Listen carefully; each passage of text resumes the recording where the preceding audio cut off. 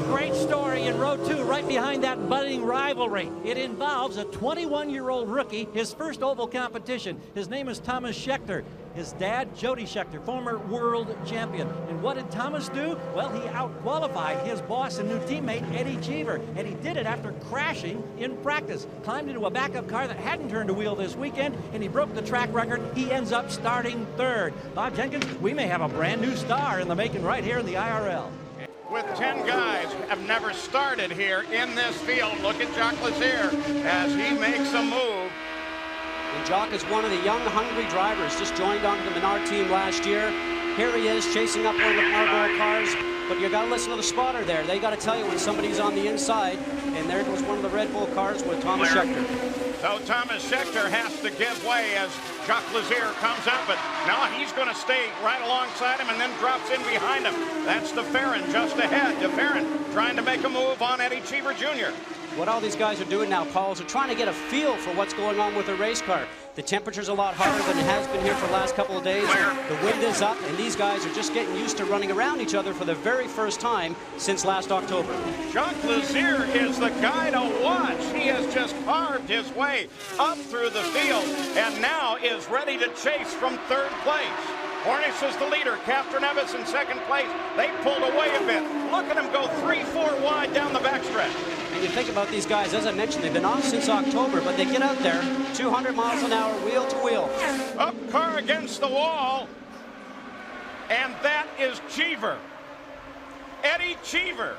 This is what you would not have expected. Well, absolutely. If you're going to have a wreck in that team, you would have expected the rookie. Well, you'd hate to say it exactly. From what we saw the other day with Tomas Scheckter, had a lot of confidence. We didn't really think that it would be his team owner, Eddie Cheever, doing the damage today. So the caution comes out here very early on. I was going to say that with 10 guys who have never started here, there was a concern that they might be the problem. Instead, it's the veteran Cheever. Here it is. Well, man, you know, there's going to be some discussion in the trailer tonight. Going to be a long talk in the trailer between Cheever and his new protege. And what happened there is that Eddie got pushed out to the top, stopped right there. He's already going high. That's after the contact. Paul, just a moment ago on the radio, Cheever said, "This is unbelievable." We see him climbing out now. His goal this year, have fun. This is no fun, I guarantee you. So for the first time in the day in the season, the caution comes out, the yellow flag flies here at Miami as Eddie Cheever climbs out of the car. Here is Tomas Scheckter, who has come into the pits and looks to me like at least 3 new tires. Their sticker is on 3. Well, absolutely needed that. I'm sure he probably flat spotted the tires. The thing he hopes he didn't do was knock some of the wheels out of alignment with that touch. We were talking about Scheckter, the other Eddie Cheever Jr. car, and this was his incident yesterday. Watch this, he just gets in the middle of the turn. We thought this was maybe because of the wind or cold tires, and he goes up and hits the wall, broadsides it, which is probably the best thing to do, not to do too much damage to the car or injury to the driver. See the back end just slide around. He's lost it, no control. You're a passenger at that point in time, and all you do is wait for the big hit. And both of those for the Cheever team, very expensive hits.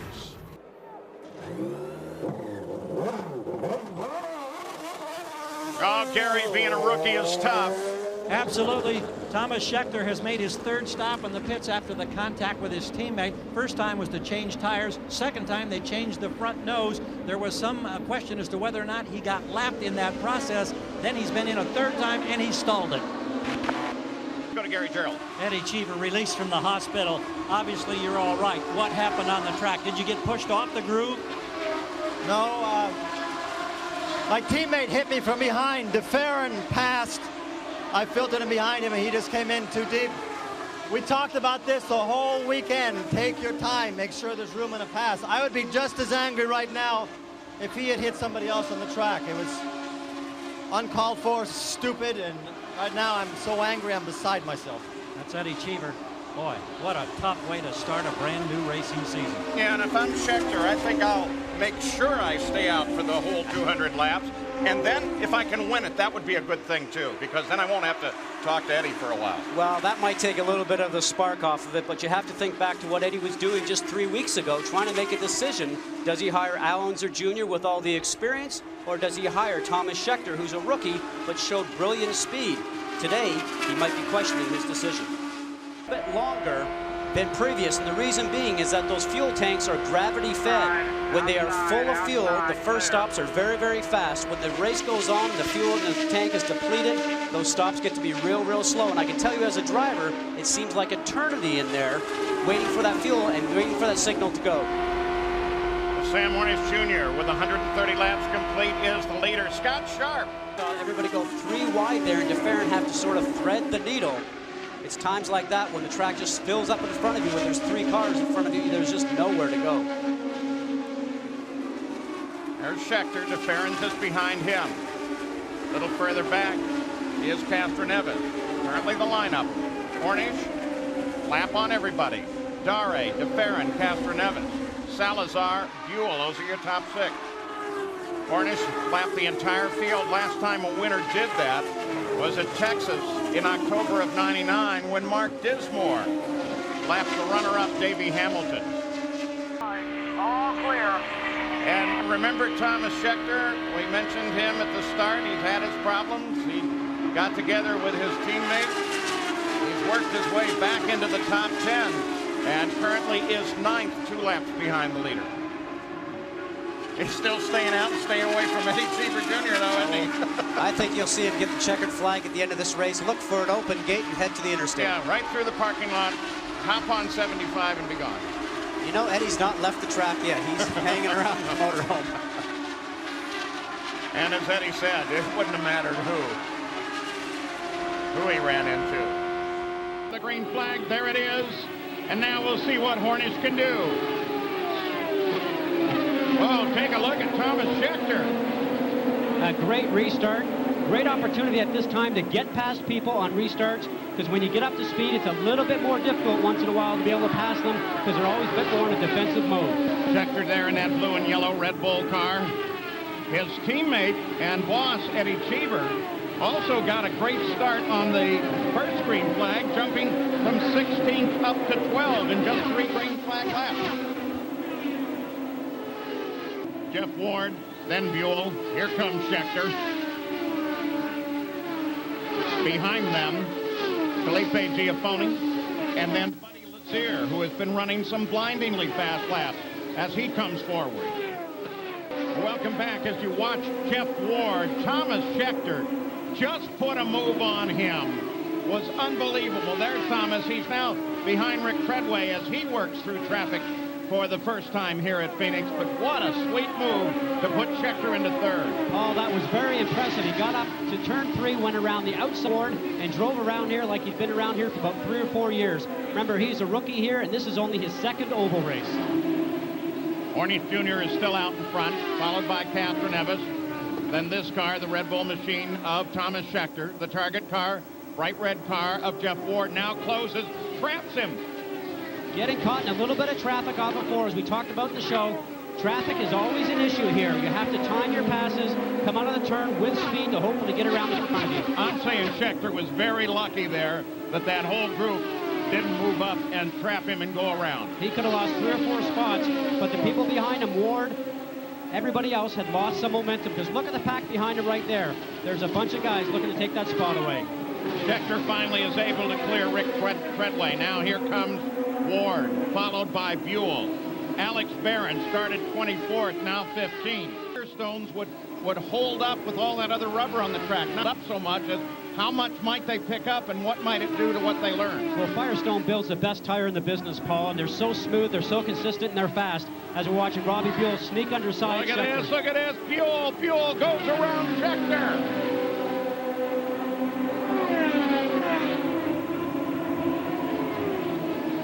So Scheckter just got a great lesson.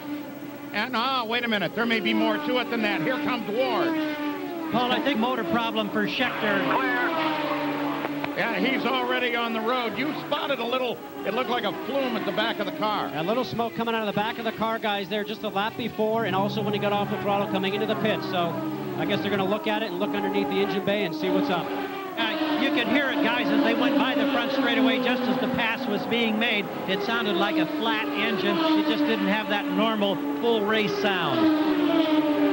Well, so Thomas, as the calling come off, there's Gary Gerald.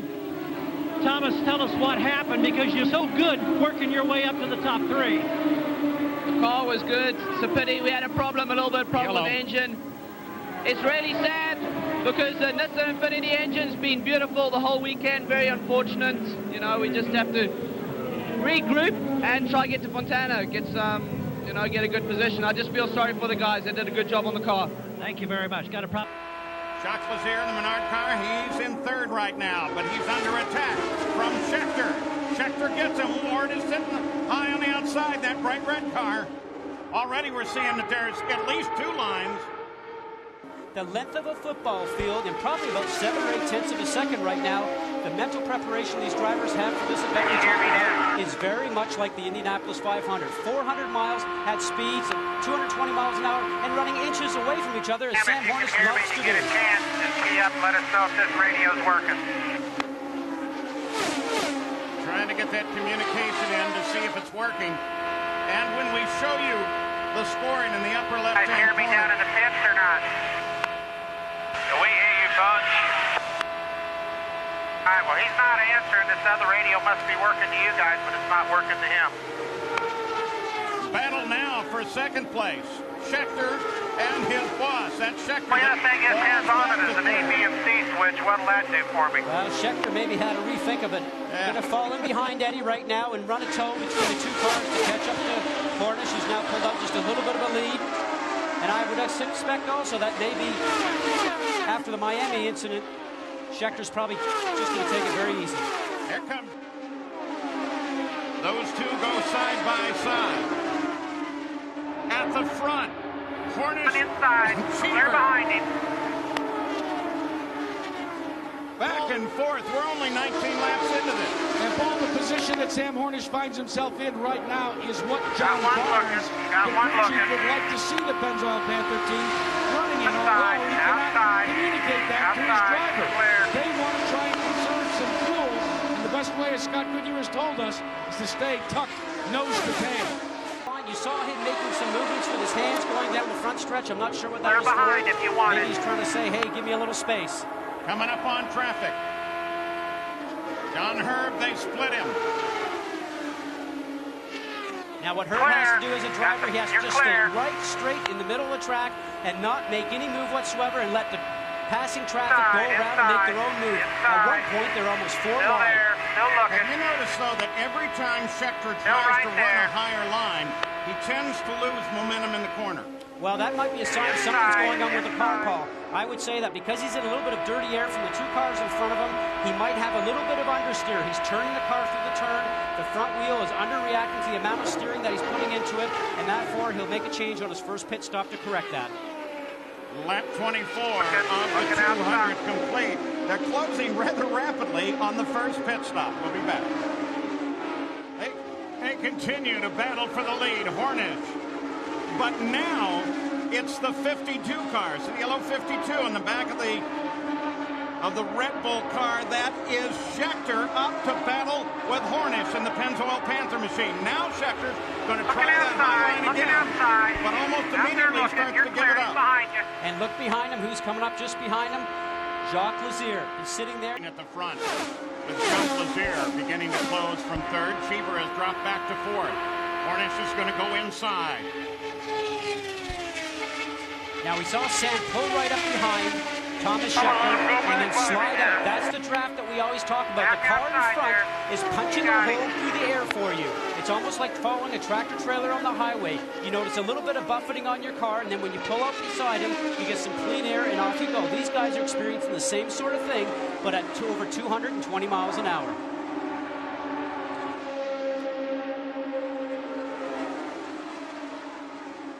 And speaking of speed, the fastest IRL race ever at 175.278 miles an hour. Scott Goodyear, you ran it. Texas 2000. Average right now It's just a little bit over 218 miles an hour past the first 50 miles. Well, Paul, I'm sure we're going to see my record broken today. This is a 2-mile circuit, ultimate speed, as we can see right here. And for sure, these guys are probably end up with an average somewhere over 200 miles an hour. Roger. Sam, 2 more times 5 before you pit. 2 more times 5. So did he hear it? 2 more times. Yeah, it looks like they got it working. Tomas Scheckter, 52. Leads his first IRL race. He is a rookie, and he's doing a nice job of it as he starts to handle the traffic. Slow car high, slow car high. 1 more time by. So as we're approaching the 35th lap, the first stops will be made. We were guessing 35, 36 might be it. Andy, relay it to me and I can tell you whatever you want. Sam Hornish may have cured his radio problem, but the woes continue. He does not have the speed limiter button. It is inoperative, so when he pulls down on the pit road for the 60-mile-an-hour speed limit, Scott, there's a button on the wheel that drivers can hit to keep the car from over-speeding. He's going to have to guesstimate that. We'll see just how good he is. Absolutely. What ends up happening in this situation is that he'll come down pit lane, push the button, and that will set a speed limiter, much like you do in your road car. 4,200 seconds. Push the yellow button to reset dash. Now you heard Andy Brown speaking to him. 4,200 for the pit limiter. You need to pit this time. 4,200. Reset the yellow button. He's got to get that car from 220 miles an hour down to 60. There's the line. He needed to be 60 right there, but a bit of it is guesswork. Well, a bit of it's guesswork, and a lot of it's put on Sam's shoulders right now. It was a good call on the part of Pancho Carter to remind him 4,200 RPM. And Jack, we're watching Tomas Scheckter get his first service. A rookie driver who's not used to making pit stops, taking maybe a couple of seconds more than they'd hope. Still waiting for the fueling to be complete. Tires have been changed. Now Scheckter hits the revs and is gone. Eddie Cheever will be in shortly. And behind, as they've always talked about, to save fuel. Red Bull team battles for second as Scheckter tries to move up on his boss, Eddie Cheever Jr. There they go.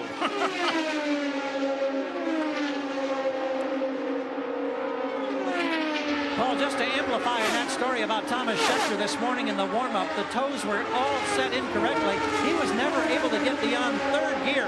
No speed whatsoever in the half-hour warm-up. The crew was really frustrated, as was the driver. Owen Snyder pulled them all together, got them refocused, and will make it right on the racetrack. It looks like they're doing just that. You see the last pit stop for the top 5 cars. Best guess is you're going to see the leader stop on the 75th lap. And Gary, you mentioned Owen Snyder. When we started this season, Owen Snyder, longtime crew chief for Eddie Cheever, was on Eddie's car at Miami. After the Miami event, they went back to Indianapolis to the shop, had a large meeting, and the next event in Phoenix, Owen Snyder had then been put onto Tomas Scheckter's car. You might ask the question why. Owen Snyder is very calm, very cool, very collective, has so much experience, won the Indianapolis 500 in 1992 with Lazier Jr. He brings a calming effect to the young rookie of Tomas Scheckter. Cold day. We talked in the early part of the show what happened to Buddy Lazier on morning practice. It's only in the mid-50s here right now. These tires have been designed to run up to temperatures up to 100 degrees Fahrenheit on a very hot racetrack. We don't have that. It's up to the drivers to make sure these tires are up to temperature before they get on the gas. And Scott, we've talked about the Panther-Penske battle. When Sam Hornish came in for his pit stop, every crew member from Gilles de Ferran's team was leaning over the wall, looking down the pit lane, keeping an eye on the Sam Hornish stop. And after the stop, they all looked at one another and gave a little shrug of the shoulders.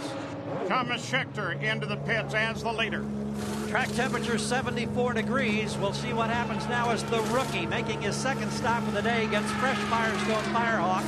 Full load of 35 gallons of methanol. They started to pull back. Now they engage again. They were a little long. They're a little long again. Just over 14 seconds on my watch, but he's away clean. One team that did not enter pit road. That's the Cheever team. Eddie running in second. His rookie teammate Scheckter is leading the race at the moment. Dick Karen said, we've got 27 gallons on board. No need to come in now. I don't know what the other guys are going to do. Well, we found out. They came in. Scheckter and Cheever did not. Jack? Alex Barron getting a good run in today. Wants to get to the end of the event, something we talked about earlier on in the show, prepping yourself for the Indianapolis 500. If you can run all day here, you're going to complete 400 miles, the longest race we have in the series besides the Indianapolis 500. Scott, I've got a question down here. We're talking about Indianapolis. We're talking about this being a super speedway, and yet drafting is so big here. What's the difference between here and Indy in terms of drafting? A little bit easier to set yourself up for a draft here, Gary. Whoa! Wow. Jacques Lazier left no space in between the wall himself and Scheckter. Lazier goes to second. Actually, that pass was around Eddie Cheever. Now he's chasing up Tomas Scheckter. Getting back to your question, Gary, a little easier to set yourself up for a pass in the draft here, getting through the turns, because you can run 2 or 3 abreast. The Indianapolis 500 is more of a one-line racetrack through the turns. All your work has to be done going into the turn and coming out of the turn, setting yourself up to make a run at the guy going down the long straightaway, going into the next turn. Much as we're seeing here right now, set the car up coming out of the turn on 1 and 2, and sliding underneath Tomas Scheckter going into 3. Clear. Lazier goes side by side. And picks up the lead. Gilles de Ferran is back and forth. Hornish is 5th. Casper Neves, though, has dropped all the way back to 13th. Continues a lap behind the lead. Clear.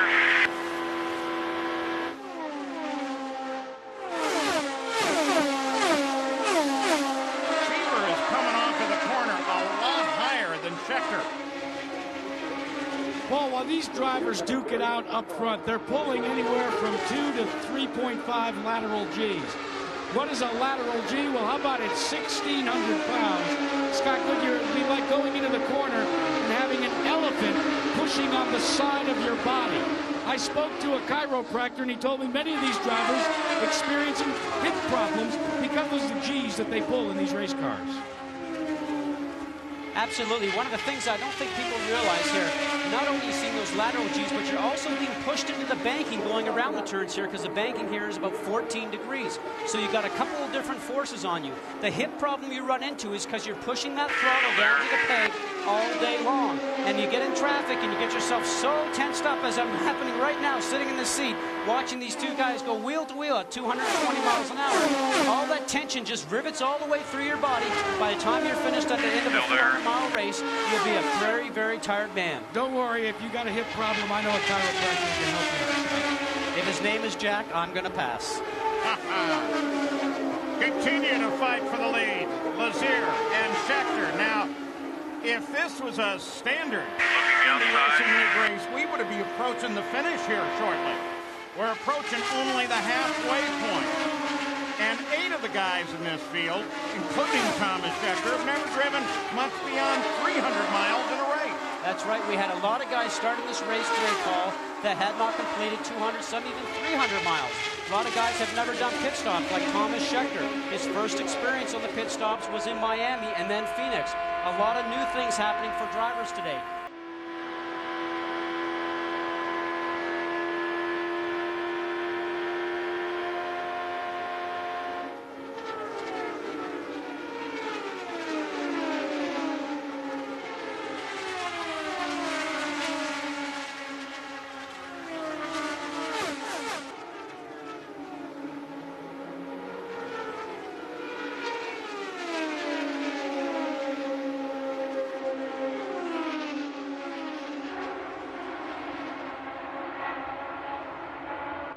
Back with the Indy Racing League, the Yamaha Indy 400. The first time for the league at the California Speedway. As we cross the halfway point, then 21 official lead changes. That means at the line. We know full well in the first lap alone there were 3 different lead changes before they got to the line. Average speed at the halfway point, 199.4 miles an hour. And that was with 2 green flag pit stops and a 5-lap caution. Stories were following. Where are the Infinity engines? Well, Scheckter's got his out in front. Cheever's sitting in 3rd. They're doing very well. Consult of the incident at Phoenix. Lazaro not in the car today. Richie Hearn is, and so that rookie battle will change here as well. Lazaro's expected to be back in the Sam Schmidt car for the next event at Nazareth in April. but we'll probably lose the rookie standings here this weekend. I'm also impressed with Barrett Redon, another rookie, and he's done a great job. Well, Tomas Scheckter is one of those looking for their first IRL win this weekend. He, of course, only in his third race. Who's his hero? Well, his boss. I don't know why he said that. Well, now when you... Well, let's get you up to speed. Just in the past couple of laps, this battle for the lead has gone back and forth. Lazier, Scheckter. Lazier finally opts out, takes the lead. He runs there now.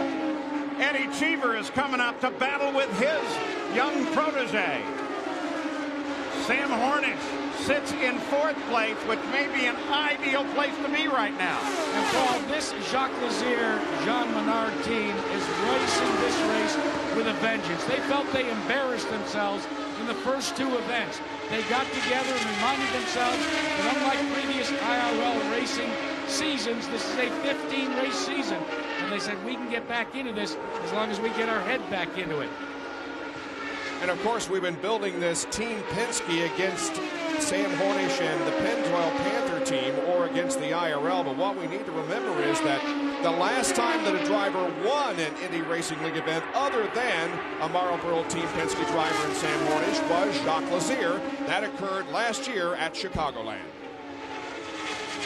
So at the front, it is Jacques Lazier with 114 now complete. Scheckter, far left of your screen.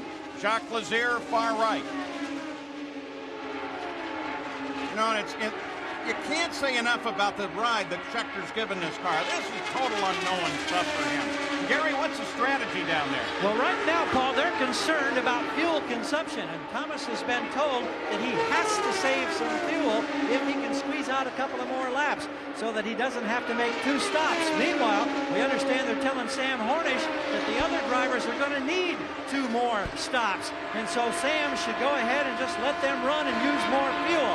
Again, trying to be patient if you're Hornish, but trying to conserve fuel if you're a 21-year-old rookie running at these record pace. Then Gilles de Ferran, Sam Hornish Jr., Eddie Cheever Jr., and Scheckter. Those are the top six as once again we get set to go back to racing at California Speedway. Again, most of the field lined up behind Scott Sharp, the leader. Billy Boat, the only car that separates this group, and everybody there is running for position, led by second place Jeff Ward in that bright red car. Jeff Ward running for Chip Ganassi, of course, this year. And in the past, Jeff has always been concerned with where the next dollar was coming from to keep his team alive. Now he doesn't have to worry about that with the Ganassi team. He can concentrate only on driving, and it's made a big difference in the mind of Jeff Ward, and it's paying off today. Yeah, but he does have to worry about second, now third, now fourth place. Hornish came flying through. Gilles de Ferran tucked in behind Hornish.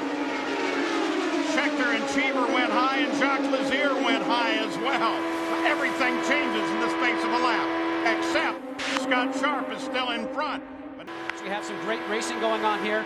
The problem that you have is on a pace lap, the car is going very slow. The fuel settles back down in the middle of the tank, and you cannot get it picked up from the bottom at a slow speed.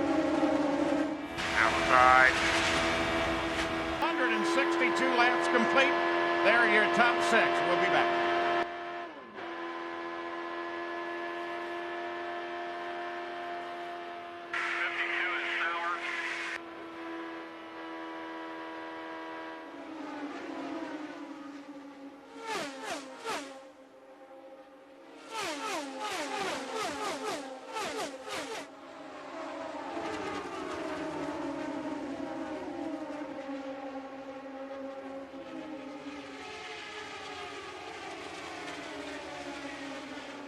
Coming.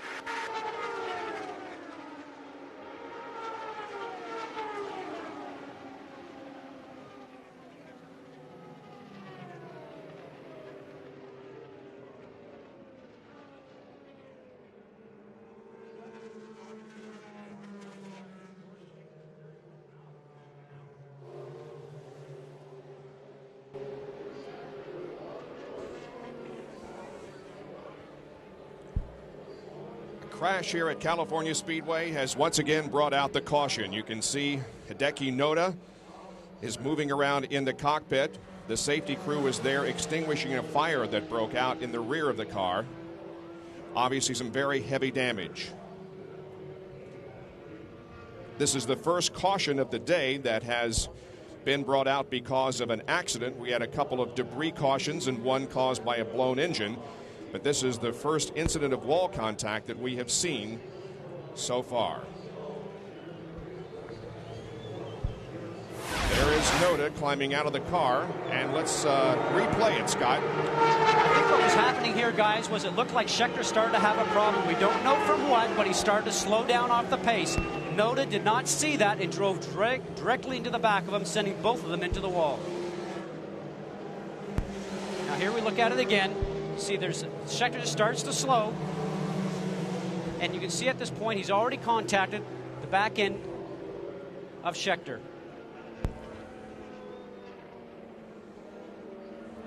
Now here we go again. You can see he's already starting to slow down.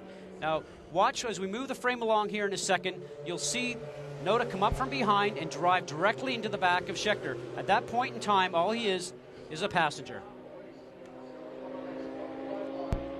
Point of contact coming up right there.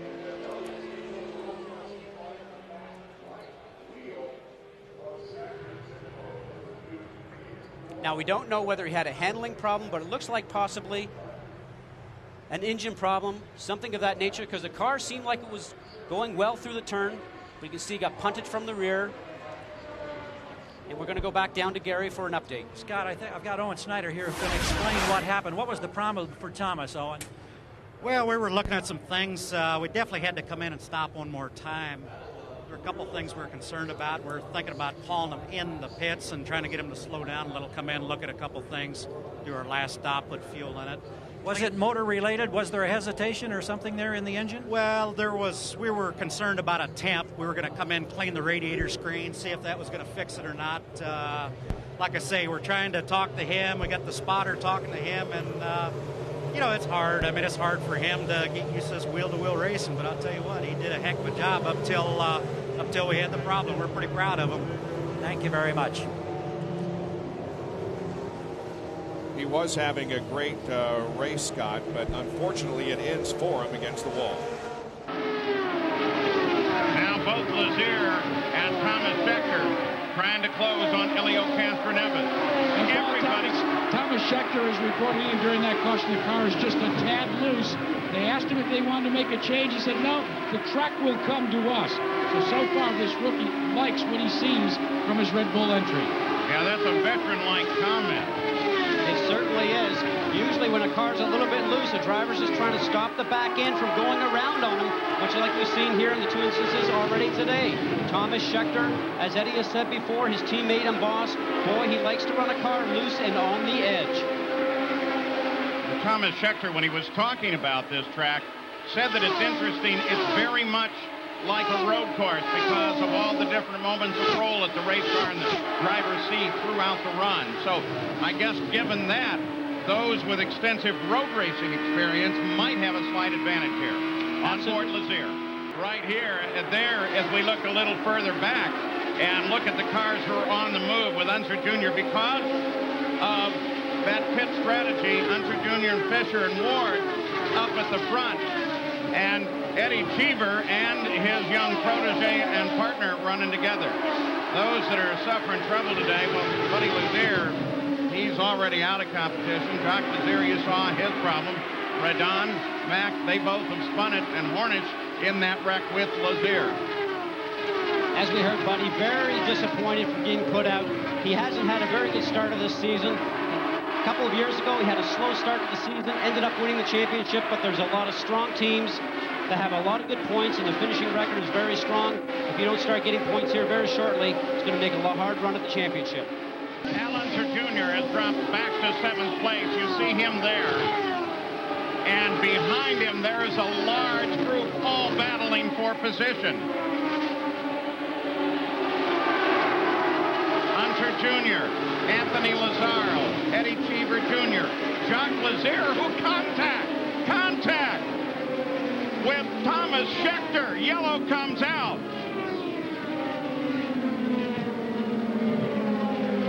Wow. It got so crowded back there. Scott Goodyear, as you said, it gets so very busy here. But again, in Jacques Lazier, we're talking a veteran. But he's gotten together with a guy who said this track is tricky and is brand new to the track, Tomas Scheckter. Certainly looked like Scheckter was trying to get underneath Lazier going into 3. We talked about before, turn 3 is the best place to pass. It's the only part of the racetrack where you've been traveling down the straightaway for a period of time where you can actually set somebody up, get a little bit of a draft, and get underneath them going into turn 3. Now, Tomas looks like he was on his way past Lazier, didn't get the job done. Both guys wanted to get right to the middle of the track at the same time, and they both touched and collided, and this is the end result. Watch here, Tomas going on the inside, already on the curbing, comes on the underneath side of Lazier. They touch and off they go. Both Lazier brothers have not had a very good luck here today, I'll tell you.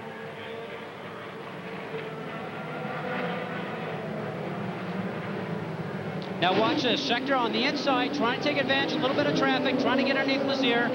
Both of them don't have enough room. Lazier running a little bit of a higher line, trying to come down and do a later apex. Now watch as they come towards the turn.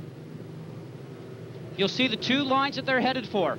Looks like Schecter's already about ready to make his pass. Lazier is running a wider line, about ready to pick up the apex right down here in this section. And as we continue along, you'll see that he's going to push himself up onto the curbs, has no room to move. His right front touches the left rear of Lazier, and off they go. I'll take a look at on-board shot. Boy, that's heavy damage on both of those cars. That's going to be expensive. Heavy damage, Paul, especially since Indianapolis is coming up here very shortly. 2 well-financed teams, though, that do have spare cars sitting back there in the shop ready to get ready for the testing starting here in a couple of weeks. We're on board with Jacques Lazier. You can see that he was just driving along. You did not see Schecter's car come into frame, so Lazier probably didn't see him. Schecter's trying to get underneath him, trying to get a run towards turn 3. Scheckter is probably at fault in that situation. Probably should have just waited another lap to set up Lazier going down the backstretch. And safety team spending a little extra time at Tomas Schecter's car. And we'll keep track of that, of course, for you and report as soon as we have some information. Let's also point out that for Eddie Cheever, the owner of that car right there, it's been a very expensive year. He's had 1 heavy hit, and for Tomas Scheckter, it's his 3rd DNF in 4 races this year. Under caution because of an incident involving Tomas Scheckter and Jacques Lazier. Both are out of their cars. They were placed on stretchers, taken to an ambulance. We'll hopefully have an update on them in a few minutes. Let's give you more. Well, that's not a great sign. We're still waiting for official word from medical, but that's the medical helicopter warming up. Remember, we have both Jacques Lazier and Tomas Scheckter. Gary Gerald, what's their status with the hospital? Oh, here the helicopter is lifting off, going right up over our head at this moment. Both of the drivers, Jacques Lazier and Tomas Scheckter, are awake and alert. They're responding beautifully, we are told, by Dr. Henry Bach through his spokesperson here at the medical center. They are taking him to a local hospital for further x-ray and examination. But again, both alert and responsive. Very encouraging news. And both men, again, are going to the local hospital, both being transported. As the drivers go around the track, this has made a lot of teams worry about the longevity of the tires, as Jack spoke about earlier. And 1 car in trouble, and that is Greg Ray. And it couldn't come bad fortune for Ray, but good fortune for the rest of the field. Absolutely, just in the pit window everybody's looking for. 28 to 32 laps you can run. The tire issue we spoke about was coming up, and everybody's happy to get in. Sam Hornish, Robbie Gordon, Scheckter, they all got into the pits just ahead of the closure with the yellow flag. And Robbie... Well, with those pit stops, there have been some interesting changes. Junqueira with the stall, a terrible loss. Buell drops back. All the front row really has gotten in trouble because Bosel's sitting down in 7th. And Kenny Brack advanced from 21st through 10th. Ready to come back to the green with Tomas Scheckter in front of the field. The South African rookie leads Sam Hornish. And Tony Kanaan, you see him jump out there as he overhauls one of the slower cars from 3rd. Scott Sharp is 4th. And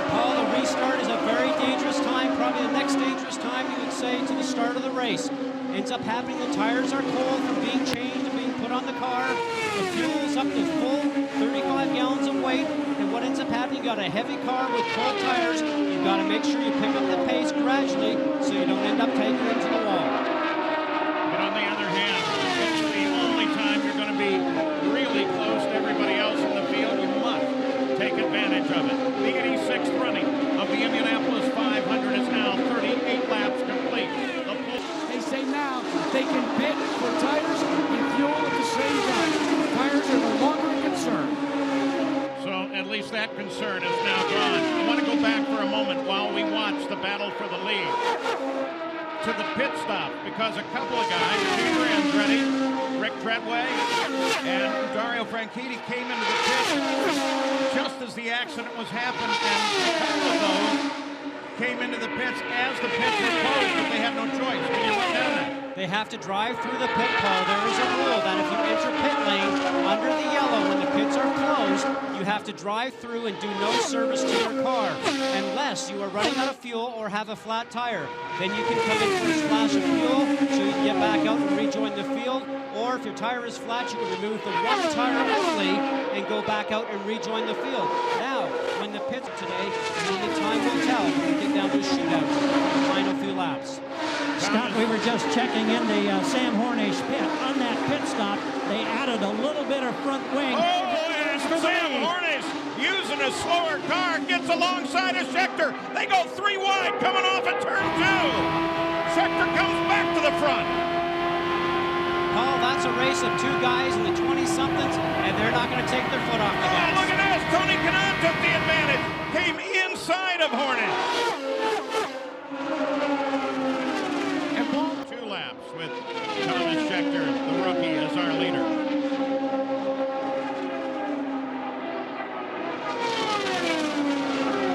Scheckter, Kanaan, Hornish, the top 3 at the Indianapolis 500. 53 laps are complete. Rookie Tomas Scheckter is just now learning for the first time about slower traffic at the Indianapolis 500. And so far, the lessons have been good. He's pulled a second and a half away from Sam Hornish, trapping him in traffic. And now Sam's finally cleared the traffic and is in pursuit of that Infinity-powered Red Bull car driven by young Tomas Scheckter. Paul, Tomas Scheckter has done a wonderful job. You think how young he is? No oval experience to speak of before he came to North America earlier this year to try out for Eddie Cheever's team. Now, since he had a few accidents earlier in the season, they did some changing within the team. Owen Snyder, who's been with Eddie Cheever for years, including the win here in 1998 with Eddie, has changed over to Tomas Scheckter's car. Eddie could not get through to Tomas, and he had to be calm, that he had to be collective, and he had to have a plan. Owen Snyder's on the other end of the radio, assisting him today on his plan today. And Scott, one of the things that Eddie Cheever, as late as yesterday, hammered into Tomas Scheckter's head is, don't worry about lap 50, don't worry about lap 100, don't worry about anything until the final 50 laps of this race. And I asked Scheckter about that, and he said, I understand it now. Well, as we watch Tomas Scheckter overhaul slower cars in the field, his teammate Eddie Cheever, according to Tomas Scheckter now on the pit road. Tony Kanaan assumes the lead for the race. Paul, how close did the Red Bull Infinity team pull this for Tomas Scheckter? They had, according to the computer, about 1.5 gallons of methanol left in the tank. No big change. 12.5 seconds. And what took them so long was filling that near-empty tank. Second good pit stop for Scheckter, and that's important. It's difficult to make a stop here. Well, Paul, you think about it, these are his first pit stops at the Indianapolis 500. And as a driver, you're going under green, so you try to make as much time up going into the pits and exiting the pits as he starts to accelerate on the warm-up lane and blend in the traffic on the exit of turn 2. What a driver needs to do is not to overgas the throttle, as we call it, going through the section you see him at right now, because the tires are cold and the car is very heavy with the 35 gallons of fuel, and he did a great stop because here he comes in front of Sam Hornish. And Tomas Scheckter has gone on to pit road for 2 reasons. Most importantly, to bring the fuel tank back up to 35 gallons. They are consuming so much fuel at such an alarming rate. They have to try and get as much and give up track position. The other problem, guys, is the water bottle on board has gotten so hot.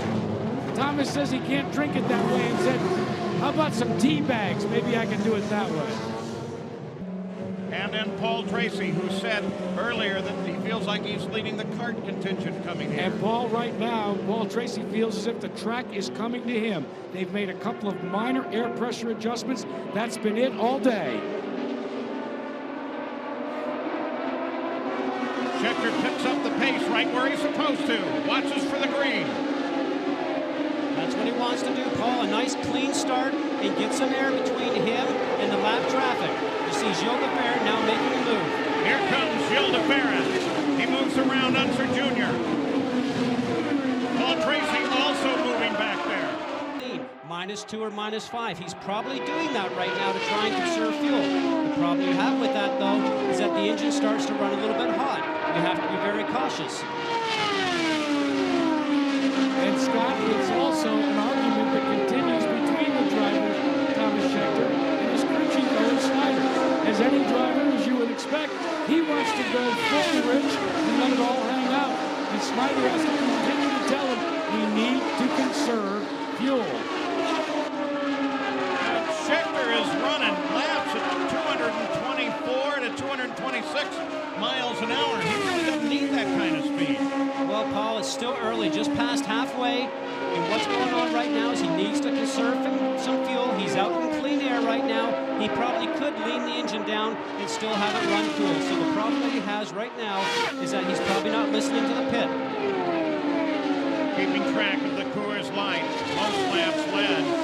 Maine's Tomas Scheckter with 43 in the lead.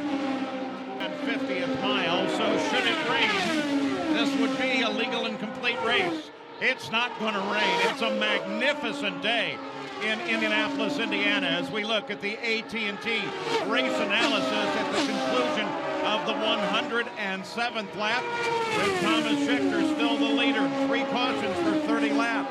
These are the guys out of the race, most significant among those. Tony Kanaan crashing out on a slick surface while leading. And that's so unfortunate. It seemed like he had a very fast car. His team owner and engineer, Morris Nunn, won here with Emerson Fittipaldi back in 1989. And Morris certainly knows how to get a car around this racetrack, and he looked to be so smooth, so fast. But this is a 500-mile race. Watching Tomas Scheckter with Gilles de Ferran about 2.5 seconds back.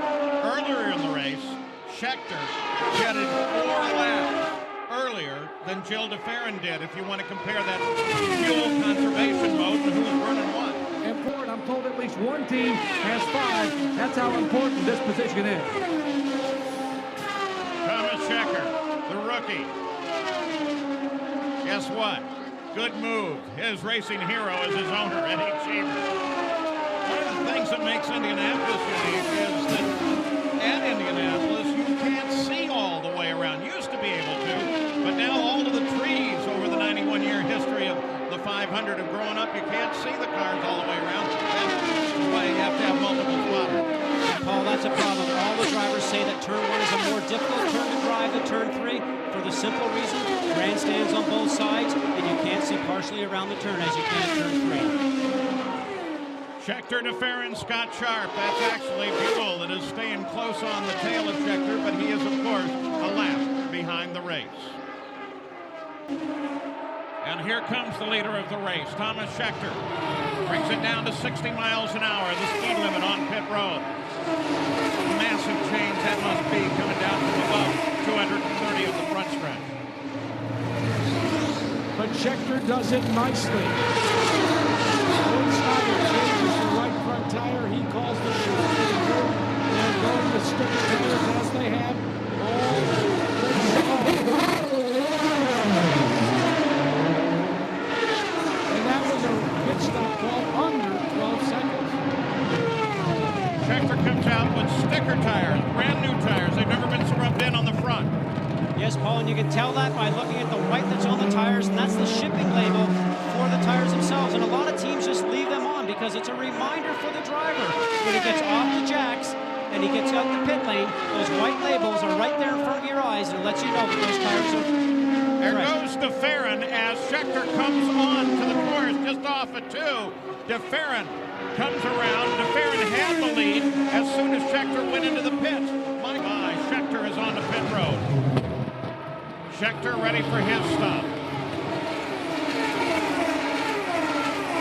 This one will come on the 150th lap. Michael Andretti, second place, is due in 3 laps. Jill DeFerrin's the leader. Well, the advantage for Tomas Scheckter is the fact that he has an open pit in front of him and nobody to bother him when he pulls back. Good stop for Tomas Scheckter. But boy, are they burning down the fuel tank. Again, brand new tires on the front, tires that have been scrubbed in a bit on the rear of the car. Right rear does the most work here. Jill DeFerrin now has the lead. Alex Barron made a stop while we were away. It was routine, put him down to 9th place, but Rayovac car was looking solid. Running in the front of the Indianapolis 500 for the second time. Tomas Scheckter is the leader once again. You mentioned Alex Barron. I'll tell you what a great job that team has done. John Dick is the engineer. Tom Goy is the manager, and those guys have done a great job in starting off that new team. AT&T race analysis at the conclusion of the 168th lap. There goes Scheckter. 212, his last lap. He's dealing with traffic. You see him falling back. His next job is to take the run off the turn down the straight. Paul Tracy and Felipe Giafone. They're running 220 last lap around in their battle. Then comes DeFerrin, who was quickest last time at 222.5. Now, almost everyone will tell you in a 500-mile race, you race the first 50, then you kind of take it easy and survive to the last 100. Over there. 170 laps complete. I think that's changed over the years. The equipment's got so good, the teams have got so good preparing the cars. However, I think something may be broken on the race car. Yellow comes out. We've got a car into the wall. And it's the leader again. Tomas Scheckter into the wall. Tony Kanaan is the leader. Crashed, and now it's Scheckter. Paul Tracy will pick up the lead under yellow. Paul, the disappointment in Tomas Scheckter right now, especially as you mentioned with his father, 1979 world champion Jody Scheckter looking on.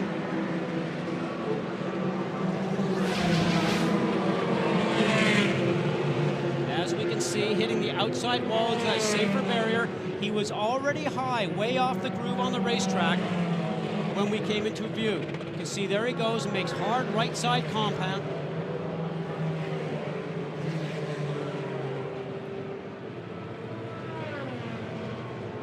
That's a pretty major hit. Jack Arute, you were keeping track on his two-way radio. Well, let's remember that he did not get the tires on the front of the car that he wanted to that last pit stop. They decided to put scrubs on the next time, this one. But here's what happened. He says the car went to heavy understeer immediately, no warning. And he said he just thought that the way it went so quickly, Scott, could you, that maybe something broke on the car. But he is extremely disappointed. So Paul Tracy becomes the leader of the race, Scott. Well, as we heard from the report, the trajectory line that he was going off and hitting the wall, it looked like something possibly did break.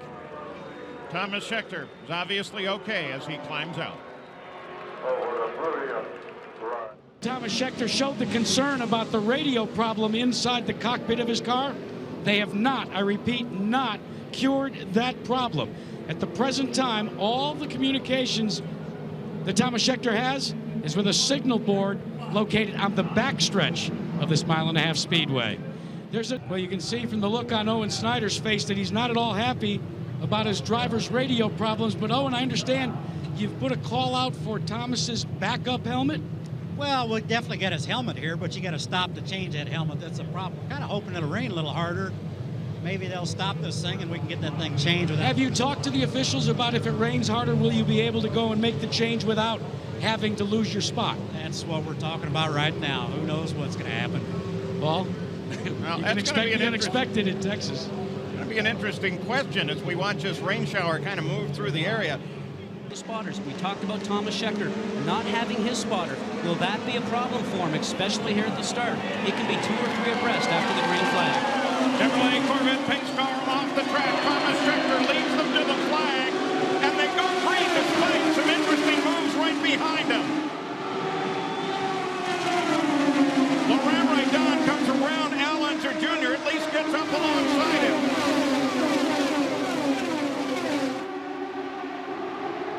Scheckter down the backstretch. Redon alongside of Unser Jr. The cars are ready for the restart. The green is out. Here's Paul. Tomas Scheckter brings them back to the green. He's led in 3 of the last 4 races. Oh, listen to the roar of that Chevy on board. Sam Hornish Jr.'s engine as he accelerates. You cannot run side by side. You'll end up going too slow, so you follow them behind, so hopefully you'll get another charge going up towards the front. Back at the front of the field, Tomas Scheckter, Sam Hornish. Hornish tucks right in behind him. Then he comes out looking for his move. Paulie's doing exactly what the crews tell him to do. They say ride in that track. He said they're playing the 2-wide game behind you. So right now, early, it's playing right into Sam Hornish's hands. And Tomas Scheckter has no help here right now except for 2 small rear view mirrors. He has told the crew they can hear him. He has told the crew that the car is running very, very well. And for those of you that have just joined us, we're watching the Indy Racing League in the Texas 500 at Texas Motor Speedway. I'm Paul Page, Bob Jenkins, Scott Goodyear. We're both up top, keeping track of everything down in the pits. It's Gary Gerald and Jack Arute, and you are watching a battle for the lead. Tomas Scheckter in that bright yellow car is chasing the Red Bull, or Tomas Scheckter is being chased by that bright yellow car of Sam Hornish. Red Bull versus Pennzoil. And Paul, Nissan Infiniti powered versus Chevrolet. Nissan Infiniti has always had the power this year, has always gone out because of accidents. Eddie Cheever's 5th at Indianapolis just the other week is actually a high point so far in the season for this team, but they certainly would like to win today. And Scott, this is a new edition of the Infiniti 35. It's the 35E. They were going to run this car. And Scott, there is a problem that will develop very shortly if this race stays under green. And that's for your leader, Tomas Scheckter. Owen Snyder would like to have Scheckter come in on lap 52. There's only one problem. They've got no way of calling him in. They just hope that he'll be able to read the signboard at 220 miles an hour, located at the end of turn 2 down that long Texas back straightaway.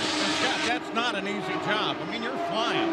You're flying, Paul. You're absolutely right. Now, what he has to do, hopefully, is look over and get to that information that's on that board. They will show it to him lap after lap after lap. Now, there is hand signals. He can put his fingers up over the windscreen of the car, and hopefully the signboard man will see it, and they'll indicate back to the pits that he has seen it. He will come in. Now, the problem that you have for Tomas is that he does not have radio, as we spoke about. He does have the information on the dash that you see right there. He knows how much fuel is in the tank. He knows how much fuel he's used.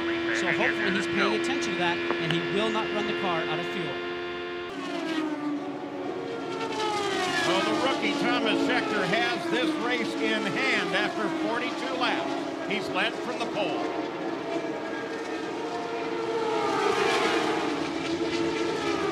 Back at Texas Motor Speedway, 52 Scheckter is still the leader, and he puts Greg Gray 1 lap down. And we show you the relative interval back to the 4 car, which is Hornish Jr., and the 51 car, which of course is Eddie Cheever, 1st, 2nd, and 3rd. We were telling you about where the sign boards are located. There's a view of the backstretch, Scott. Right there, and that's a sign. You can see he's shaking it. And what Tomas is looking at right now is a big sign that says in, telling him to come in. Hopefully he's paying attention to that. He sees that, or he could run the car out of gas. Right now, he still has no communication. A couple of cars already into the pits. Richie Hearn is in. Buddy Lazier is in. We're on the 51st lap.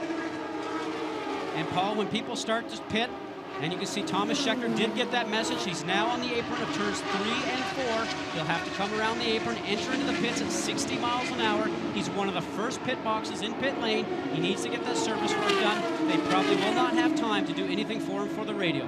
No, Scott, they're not going to do anything other than service him with 35 gallons of methanol and 4 new Firestone tires. He came in with 1.1 gallons of methanol left on board.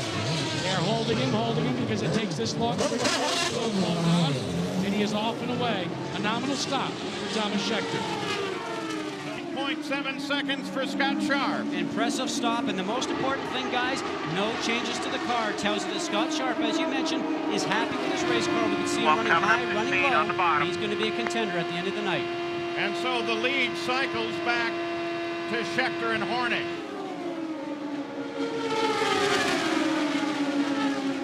So with 70 complete, the pole sitter Tomas Scheckter, after the first full cycle of stop, even though 2 cars are a little bit out of sequence, most notably that of Scott Sharp, because he stopped on an early caution, they're still flying here at 189.3 miles an hour. And Paul, the young South African Tomas Scheckter has been given a new nickname after the early misfortunes in this IRL rookie season. His car owner, Bull Cheever, now calls Tomas Scheckter Bam Bam. And why does he do that? Well, you do the math. How many cars has he wrecked? 6 BAMs, right? Or is there 2 BAMs to a single hit? Look at there. There's the gears, and that gnarled one is second. And you can say, Paul, look at this area right here. There should be a gear there, and it's actually broken off and missing. And you can see the teeth here themselves have also broken. That's because there's parts going through the gearbox, and it's just taken out more and more of the gears, and you certainly can't run a car 220 miles an hour with all those parts rumbling around inside that gearbox. And it may be those parts in there that are creating such a problem of getting that second unit in. They've tried for a 4th time to get it engaged, and they are still having problems getting everything to seat properly. All those little parts end up getting cycled down to the bottom of the box, and when you try to push it forward, yellow comes on. This is a caution for debris. So the front of the field slows, and everyone else does as the yellow comes out for the 2nd time in the Texas 500. The caution is out for the 2nd time of the evening here at Texas Motor Speedway. This is a debris caution. Tomas Scheckter is the leader right now. He has led 57 of the first 75 laps here at Texas. 2 weeks ago in Indianapolis, he was leading the 500, and then this happened.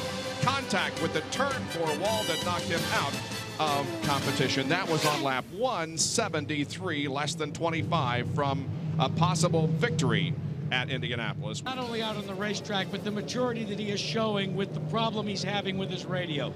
During this caution period, very calmly, Tomas Scheckter has gone through a set of hand signals that he would like the crew to use to let him know when the pit road is open, let him know when they want him to pit. This young South African is showing that he's learning on the job. Bob? Scott Sharp has led the 2nd highest number of laps, but Tomas Scheckter right now is the leader of the Texas 500. We'll be back in just a moment. Now once again, eyes on Scheckter. There's a restart order with Greg Ray a lap down behind Al Unser Jr. Green comes out. Here we go.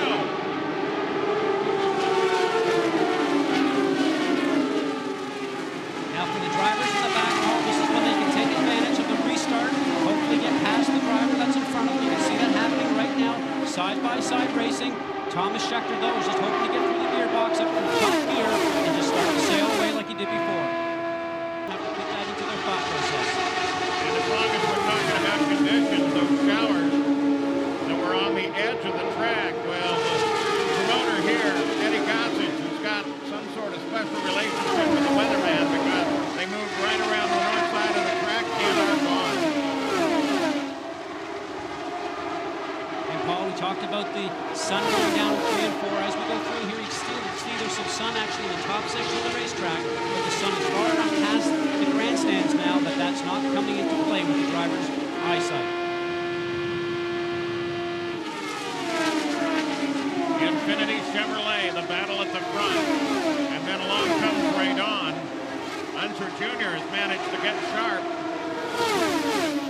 Turn number 1, and that's where the tow truck has him. He's on the rope. And meanwhile, with the pits open, the stops are being made, Jack. And Bob, it was a last-minute decision by Tomas Scheckter. Remember, they're utilizing hand signals. He wasn't sure whether he should pit or not, but they did get the work done. He dived onto pit road. A quick stop, but boy, it almost cost him. But Jack, it's going to be very close here as Hornish pulls away. There goes Scheckter. So Hornish has beaten Scheckter back onto the track.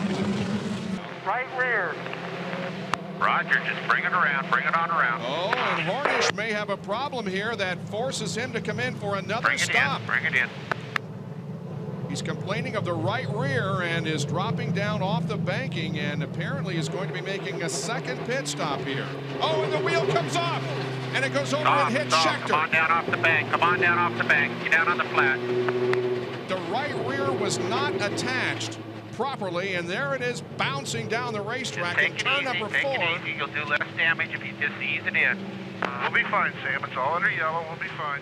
Then as he drove down between turn 3 and 4, look what happened. Watch the left of your screen. The right rear wheel will just come rolling off the car and over, and boom, hits the number 52 car of Tomas Scheckter, the leader of this race. We are under caution. This is what happened to Sam Hornish Jr. under caution. He had just been in for a pit stop, and they didn't get the right rear on. The lug nut fell off. The car went into turns 3 and 4. The wheel came off and went over and banged against the Red Bull Team Cheever Infinity, driven by Tomas Scheckter. Keeping an eye on Scheckter now as he tries to move for 3rd place.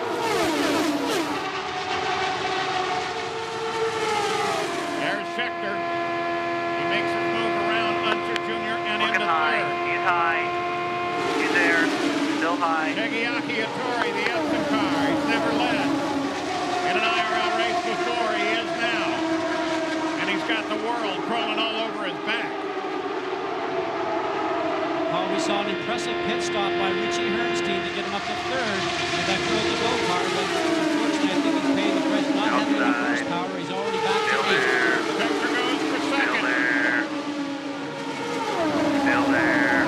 He goes wheel to wheel with Giafone for 2nd. Unser Jr. lined up just behind him. Still out there. Still outside. Still there. Still there. Still there. Give Peggy credit. He's really giving the car a run. As Scheckter comes forward around Giafone and solidly into 2nd. Now Hornish just keeps coming forward 7 positions in the last couple of laps. On the backstretch, Scheckter tries for the lead again. Hang in there. Let's keep up with these guys here. Now remember, Scheckter does not have a radar. He does not know when he gets cleared from Hattori, so right now he has to just go by feel. Hattori is staying right with him. Giafone's trying to decide who he'll ride with. Junior is back. Giafone comes off Junior looking inside. Inside. Inside. Because Junior is right there. They remain got side Buddy in by back side now. at the front.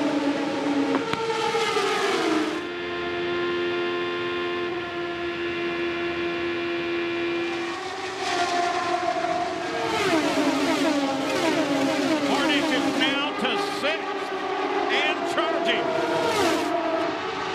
Interval 1st through 7th, 7/10 of a second.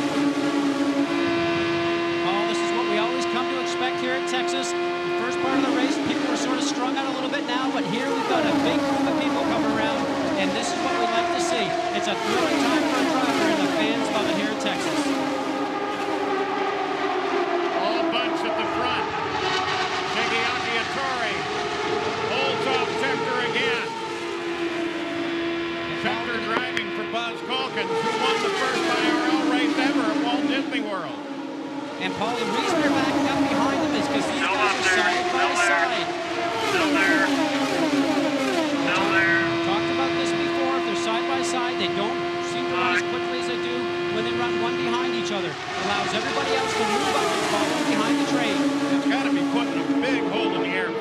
well. Absolutely, and maybe Scheckter now has realized it. He'll take the opportunity to take an opportunity to run past him, maybe coming out of the turn using the draft. Being Castro Neves, this could go any way, I'll tell you. Unser Jr. Tries Scheckter high. Scheckter stays there. We are set to go back to racing. With Scheckter, Lazier, Radon, first, second, and third. Best guess is, as we look at the restart order, is that those guys will have to stop on the 155th-ish lap. Everybody else will go down to about the 185th to 190th before they have to stop. Of course, cautions change everything. Scheckter leads Lazier onto the backstretch. And Paul, this is the first time that Lazier's been up front in a while. He's certainly had bad luck this season, been taken out of some crashes, had some couple mechanical issues go on, but certainly is always fast and always runs well here. And a win for that team right now is well needed. Well, this kid from Cape Town, South Africa, Tomas Scheckter, is really incredible. He is very, very good. Nothing seems to rattle him. Here comes Radon, taking a look at Buddy Lazier. Lazier, tons of experience in the IRL, especially on these mile-and-a-half tracks. Radon, a little bit new to it, just got involved in the ovals in this last year or so. Comes out of road racing in Europe and just loves to go around these high banks.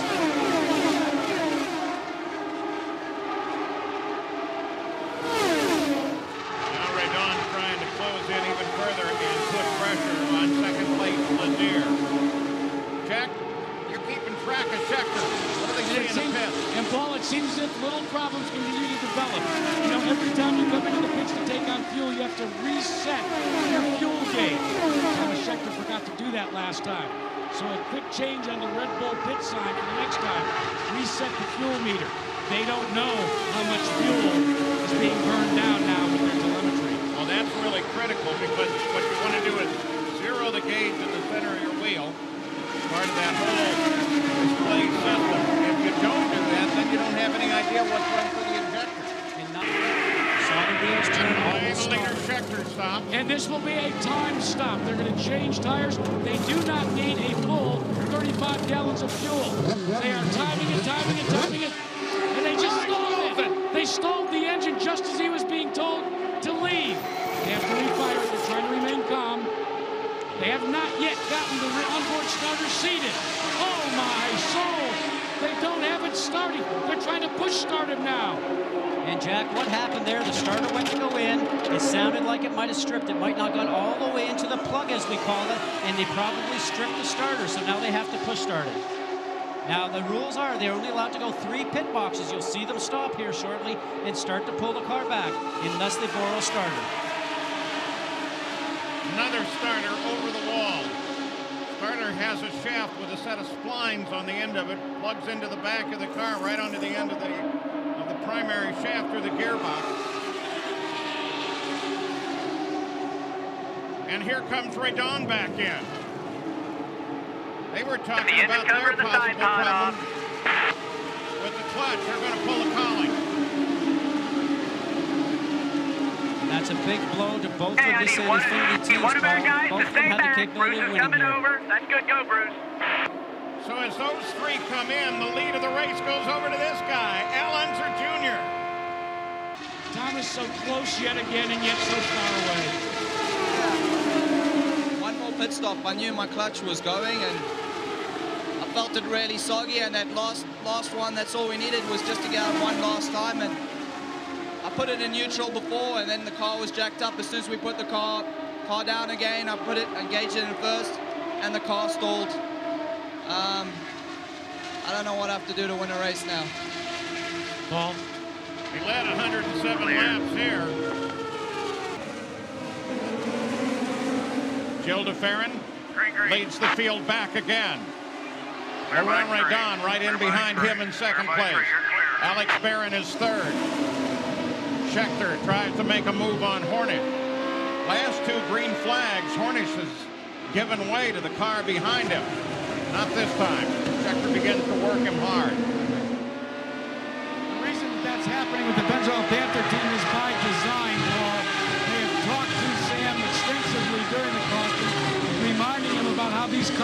tendency to step out when they drop the green flag on a restart.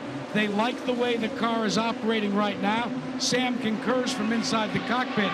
They say it's a long way to go before they'll begin to flex their muscle. Now you're probably going to hear it all up and down pit road on two-way communications between the pits and the drivers tonight. Patience, patience, patience. Absolutely, Paul. You need patience, but there also has to be a point where you have to go between aggression and caution if you're going to pass traffic. We see Sam starting to have a peak on the inside of Lazier. You have to be a little bit aggressive on these 3/4 mile tracks to be able to get past somebody because it is so tight.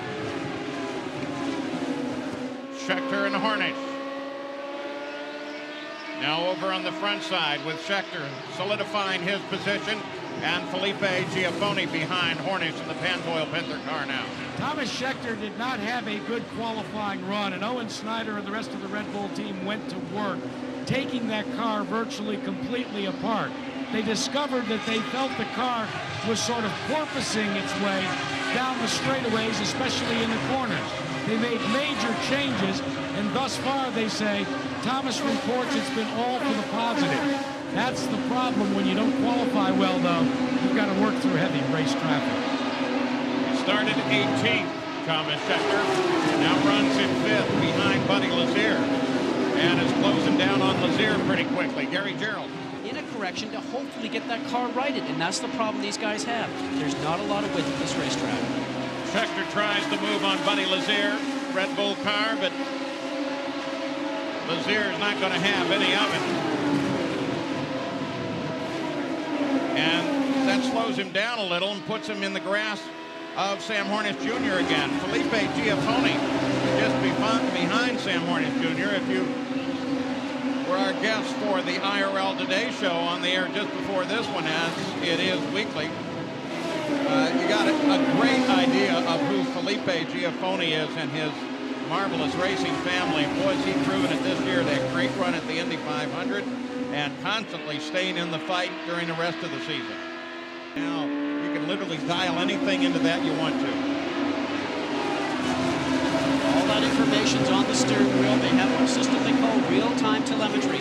All the information is being beamed back into the pits for the engineers to see as the car is going around the racetrack. So the engineers can literally see on their laptop exactly where the race car is on their screen and all the functions of the race car and exactly everything the driver is doing. And sometimes the engineer knows what's going wrong with the car, if indeed there is something happening, before the driver does. Buddy Lazier was able to maneuver around Alex Barron. Lazier now sets 3rd. There's Barron, Scheckter, Hornish, and Felipe Giafoni. 82 laps. 83 now are complete. They roll off so quickly here. Greg Ray's got to be feeling terrific about being up there. First time that he has led an IRL event since Nashville last year, almost a year ago. And Paul, if you recall, Greg Ray did not run in this race last year because he was involved in a practice accident and got knocked out, ended up watching this race from the grandstands. So in reality, his first run here, Greg Ray's out front. DeFerrin now second behind him. Then Radon, then Ward. And Barron keeps working on Unser Jr. Scheckter there is a very interested spectator. Barron loses momentum. Scheckter takes advantage of it. Whoa, whoa, whoa. Nice. Very nice. That's the price that you pay, as we saw with Barron. You take a stab at it. If you don't get by, you lose some speed and momentum, and sure enough, there's somebody close behind. They'll get you. Here's Tomas Scheckter. Very wisely is now settled in, just keeping an eye on Unser Jr. ahead of him. Unser Jr. is 5th. Scheckter is 6th. And one of the things that's happened with Tomas Scheckter is he's changed his approach to the races here in the rest of the IRL season. He says he sat down with Eddie Cheever and said being blindingly fast is no longer the thing that he's looking for. Tomas Scheckter says now his goal is simply to finish some races. And then it's Laurent Radon that brings the field down. Then, of course, Dismore, who wisely comes to the inside and lets Barron and DeFerrin around him as the green flag comes out. And DeFerrin comes around Barron. Boy, look at him bottle up there around Hornish. Hornish comes back to the flag very slow. Hornish has to be a driver that's not very happy with his race car right now, because it's very uncharacteristic of Sam Hornish to try and give away spots on a restart. He's usually going the opposite way. And fellas, based upon what we've seen in the first half of this race, all of the lead cars that pitted during that caution period should not, I repeat, not be back on pit road. And Barron lining up behind Jill DeFerrin. In 6th place there, that's Scheckter. He's had a good night. He's been tiptoeing and doing a good job of it. DeFerrin jumps hard as the green flag comes out, and everybody tries to move on Barron. Here comes Unser Jr. to the inside of Barron. Barron's falling backwards steadily. Well, you got to give a lot of credit as you take a look at Tomas Scheckter to the rookie crop this year. It has been spectacular. So that's our mid-season report. And of course, this caution flag was brought out for an accident involving Laurent Redon that you just talked about. He and Eddie Cheever coming together down in the area between turns 3 and 4. And Restart and probably put the yellow right back out. Scheckter on the move on the outside of Felipe Giafone. Now coming up to work on Ward.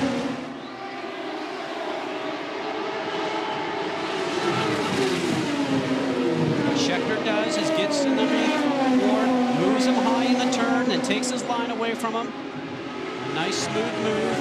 Boy, the kid is good. And Giafone gets Ward. So at the front, it's DeFerrin and Scheckter. Youth and exuberance and old age. Well, that's a Johnny Rutherford quote, really. Old age and treachery is the way JR would put it. Real good lap there, real good lap. If it comes down to these two guys here, as you say, Paul, so much experience with Gilles DeFerrin up front. Yeah, but not here for either of them. Not here for either of them, but racecraft, race experience, and maybe not getting too excited. Both of them are very, very fit. They take out and work out all throughout the week. They eat correctly. Both these guys are both physically fit. I don't think there should be any issues there. I can tell you, as hard as they're working right now, their heart rate's probably at 170 or 80 beats a minute. Scheckter's maybe just a little bit more. As you can see, possibly his first win might be within grasp. Boy, they are fast now. Fastest lap for DeFerrin in the race at 156.851 miles an hour. Last time around, Scheckter matched it. 156. 3/4 of a mile around. Whoa. 17-second laps, Paul, as we mentioned before. Remember, right now, with the section we're seeing them on, only 3.5 seconds per lap that you're actually going straight between turns 2 and 3. Right there, coming out of turn 2, going down the straight, and you can see a little wiggle coming off of DeFerrin's car. That's the area where you're squeezing the throttle, trying to put the power down, trying to tame that 700 horsepower that you have available underneath your right foot. Running right together, and now, once again, approaching traffic. DeFerrin will lead them on through. And again, the danger becomes as they go around Barron. DeFerrin goes to the high side. That split, that cost Scheckter a bunch. Gave up 3 positions by that move, and he's going to give up more. That's twice he's tried it on the high side of both ends, and a little too late in the race to want to be up there with all those marbles that can get off all those tires from the tire wear. You just want to be as low as possible. His owner and teammate, Eddie Cheever, doing what he said, watching from the pits. And DeFerrin poked his nose low. Scheckter went high. Bad news. Scheckter, although he's lost a couple positions, he has to get his rhythm back, get back to his pace. You can see Eddie Cheever standing there. Now, I notice Eddie does not have a headset on. Dick Karen, you can see the team manager is walking and pacing.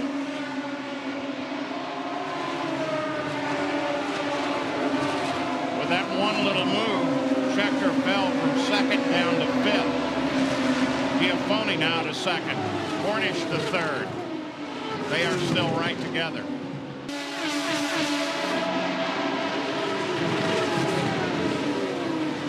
The tightness of this track, catching up to a group of cars like Scheckter is doing right now is one thing.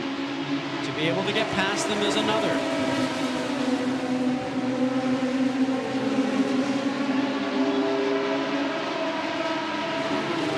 Look how tight that's getting now.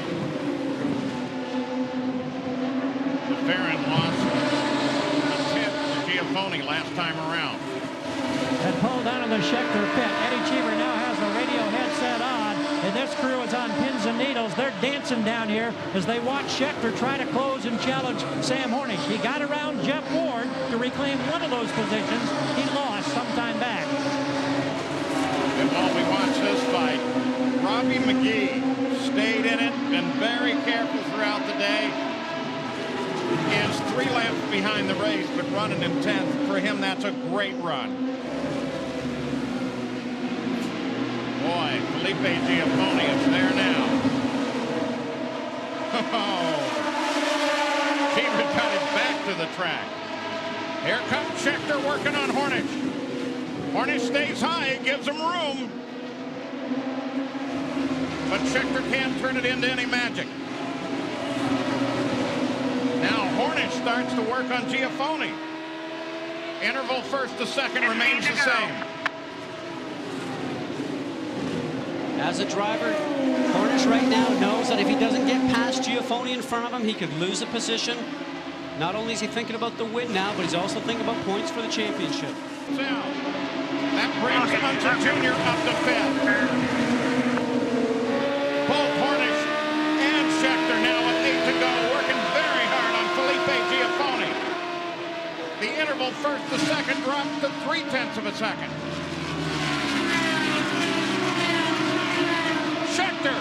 Scheckter tries to move on Hornish. Hornish gives him room, but he can't complete the move.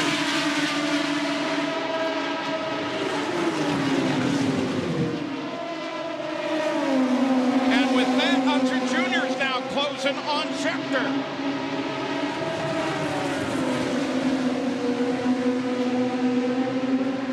Gilles de Ferran's watching this in his mirror, Paul. He just loves to see those guys fighting. Oh, hello, just runs the tires. First through 6, now covered by a 1.5 seconds.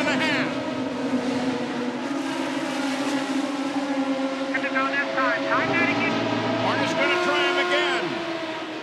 And he's got him this time. Hornish to second. He's running down. He got 4 laps to go.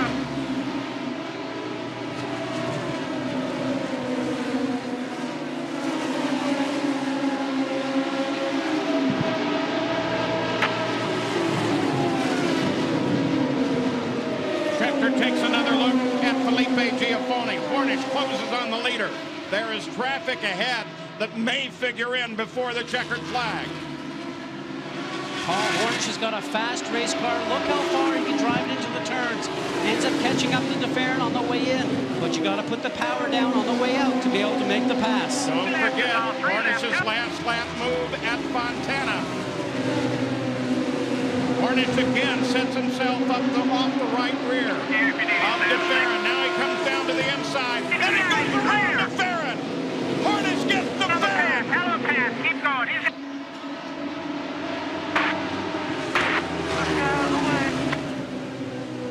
Hornish takes the lead and drives away from Gilles de Ferran. Now Felipe Giafone looks for his chance. Good job. White flag is out. Final lap. Hornish grabs the lead in the last seconds and pulls away. De Ferran is going to have to work to hold off Felipe Giafone. And there's the checkered flag for Sam Hornish Jr. De Ferran in second. Scheckter moved to the inside, tried to grab third away from Felipe Giafone. It will be a very long day for the men in the cockpit, though. Sun just burns down in this track, and there doesn't appear to be any relief in sight as the green flag comes out. And here we go. Tomas Scheckter pushes ahead. Eddie Cheever comes in alongside Sam Hornish Jr. to try to battle for second place. That smoke, by the way, is from some fireworks earlier. Nothing to do with the race. Paul, Infinity Power taking over here. Everybody knows Infinity might have a little bit more power than Chevrolet, but Chevrolet has dominated so far this year as far as the finishing order is concerned. 16.4 miles an hour, and on the next lap, almost everybody behind him came up to that pace. They had been running at 2:14, so very early on a very hot day, they're going as fast as they can figure. This is the Kansas City Indy 200 on ABC Sports. Is getting ready to head for the pits. Jackaroot?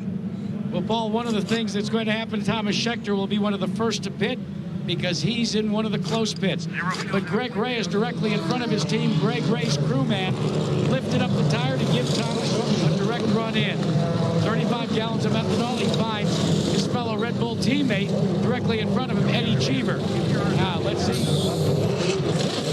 Soften away, Gary. Sam Hornish is in. The revs are up. We're at the back of the car. Camera at the front. One wing change. He's gone. We're looking for Scheckter.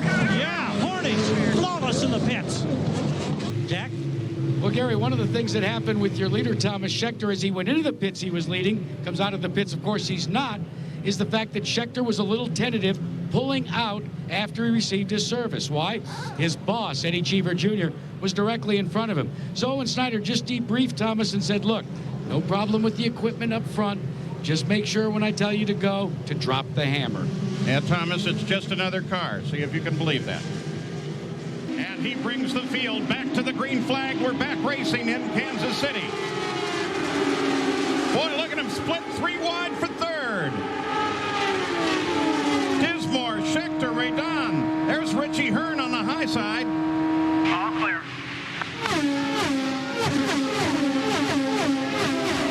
Hearn's back there battling with Cheever. They're going to come 3 wide again. Here goes Hornish as he tries to push his way past Castor Nevis. They've got a car just ahead of him. Hornish has to drop back off. And look at Scheckter. Schecter's coming up now. And Scheckter takes Hornish. What happened, Paul, is Hornish was trying to move, got backed off from it, lost his momentum, got out of the throttle, and sure enough, you pay the price sometimes for that. Some more radio contact from his team. Andy Brown telling him about the weight jacker. Looks like Sam's car is trying to get itself up to the wall in the exit of the turns. That's called pushing, when the car doesn't react to the steering input that you're putting into it. That weight jacker, as you mentioned before, should hopefully help him adjust that. And Scott, we also saw him make a big turn on the front wing on his fuel stop. So they've tried to change quite dramatically, it appears, the handling characteristics for Sam Hornish. Hornish comes back around Scheckter, back into second. Here is the... Dismore by surprise, and you heard how much he was off the throttle once he saw Gilles de Ferran slice underneath him. Now the battle is for second. Schecter's trying Castor Nevis. Hope he sees that de Ferran is hunting him right behind. 215.3 leader, 216.0. 218 miles an hour last time around for Hornish. You're watching ABC Sports Championship Television. Back with the Indy Racing League. The green has just come out, and it's Al Unser Jr. that's going to lead the 2 Penske cars across the line. That's Tomas Scheckter trying to move high, and this man, Sam Hornish Jr., going low.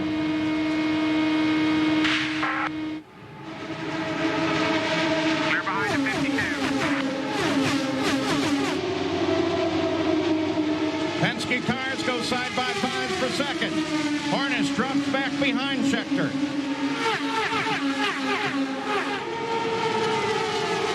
That's Dare right behind the bright yellow car of Hornish. And then Laurent Redon.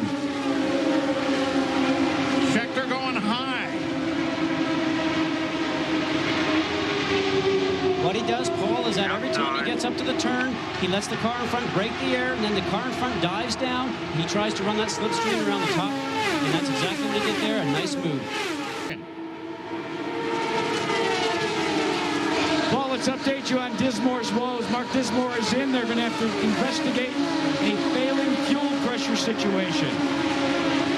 Does investigate, Jack, mean that they may try to get him back out? Yes, nobody's going to forget what Helio Castroneves and Penske's crew did last week. Points are so important and so precious. Teams will go in, make repairs, try to come back out, even if it means the difference between earning 3 more points. They just gave Scheckter the green light to try and pass Al Jr. Well, that's exactly what you need to tell a 21-year-old, because they've been trying to harness him back for, well, since the beginning of the season. Been fast, he's been furious, but interesting to note that he graded the rookies earlier this year, just yesterday actually, and he graded himself as an F. He feels like he has not done a very good job, but he has had streaks of brilliance. Penske cars battle one another again with DeFer in third, Catherine Eves fourth. Hornish slotted in there behind him in fifth place. Ray Don's keeping in this fight, currently running sixth. Then Scott Sharp. Remember how they had to work their way to the front? And Buddy Lazier sits in eighth. But here is the fight. Now, I'm thinking, if I'm the Kelly team, why don't I just let Scheckter go around and slide in behind him? There's a lot of pride, Paul, when you're the team and when you're the driver. You're leading this race. Unless you really have problems with fuel mileage, you want to be out there leading all the laps you can, because at the end of the day, the end of the weekend, and the end of the year, you want to look at laps led. Here comes Scheckter. Comes to the inside, and Scheckter is back in front. Just a couple of laps before that, they told Unser that they thought that if Scheckter got by, that they might. Eddie Cheever, defending champion, very slow turn one, bottom side of the racetrack, Paul. The Cheever slows down. Screen comes out. We're back racing again, and Hornish Jr. and Dare both try to move on Sharp and on Unser Jr. Some three wide racing there, Paul, in the restarts are the next dangerous time to the actual start itself of the race. But Scott Sharp didn't look like he got a good restart himself, and obviously got clipped off by a couple of other guys. Unser Jr. having to hold off the attack now by Dare, and Dare comes around and moves to the lead. Scheckter challenges on Hornish. They go by side by side. So Ayrton Dare takes the lead on the 112th lap, driving for A.J. Foyt. A driver, Paul, with so much immense talent, came into the league just a couple of years ago, really fast, really has a lot of desire, hooked up with A.J. Foyt this year, and I think he has the opportunity to win a couple of events. You got to hear him talk about A.J. Not that A.J. I think Jack Harut's the only guy that A.J. doesn't intimidate. But Dare is like, boy, I'm never sure. I don't want to get in any trouble at all with him. And yet, Paul, you know what's happened during the course of this season? A.J. and Ayrton have become very close. In fact, A.J. has told me not since Kenny Brack has he felt the same sort of affinity, not infinity, affinity towards a driver of one of his Harris mounts. And that is the man that also transformed Jennifer Capriati into the cut, muscular ladies tennis champion that Jennifer finds herself now. Here goes Scheckter for the lead, down low on Dare. Unser Jr. closes up. Dare holds on to it. This time Scheckter just cruises past. And the front four tighten down again. 16 cars still on the lead lap. Now he's dropped that pace down to a mere 2:18. Look who's the quickest all the way through the fastest laps of the day. Paul, let me interrupt you for one moment. All of a sudden, Schecter's day is going awry. He's reported in a severe vibration on the car. They want to nurse it along for 9 more laps, but it doesn't look as if he's going to make it. They're pulling him onto pit road right now as we speak. Well, he stays there. See when he's going to dial down for the pit road, if that's his plan this time out. Hot down the backstretch. Vibration. Could have picked up some rubber off the track. Absolutely, Paul. Correct in that, because what ends up happening, sometimes the rubber off the tires get off and go up to the high side and drape marbles, as we call it. And he's been doing such great lines, high, low, wherever he wants. Maybe he has picked up some debris, some rubber on those tires, and it just puts them out of balance a little bit. A driver can feel that very easily, especially when the car's going 220 miles an hour. And you know what, Scott? That may indeed be what occurred, because now all of a sudden he's radioed in and said, let's see if we can go to our scheduled pit stop in approximately 11 more laps. For his stop, he also slowed down the last lap, ran it at 214 miles an hour. This is the magic number, Paul. They wanted to get to 150. They've accomplished that. And now Tomas Scheckter needs some peace of mind. Needs to solve this vibration problem. Owen Snyder seems to think that it may be some rubber buildup on the Firestone Firehawks. Here goes to work. Very methodical. Taking a full load, 35 gallons of ethanol. At this distance, we couldn't see anything on him. Still holding the car. Now he goes. And I'm standing right down here, Paul, and no changes were made. We look at the tires real quick, and they look pretty good as well. Well, Jack, that leads to a couple of other things the drivers go through his mind. Is it possibly something with a drive line, like a CV joint? There's maybe something going on inside the transmission, maybe something even with the engine. But he'll soon find that answer out by getting up to speed. He's got new tires on, obviously. It will not be those. Well, Scott, we have found the problem. It actually is on the inside of the rear tire. Here's how good these Firestone Firehawks are. Do you see this? This is the cord. We have run these tires right down to the cord, and yet the Red Bull Infinity team was able to stay out front and lead this race. What a testimony to these tires. Is that running it down, Jack, or is that a cut? It actually was run right down on the edge of the shoulder.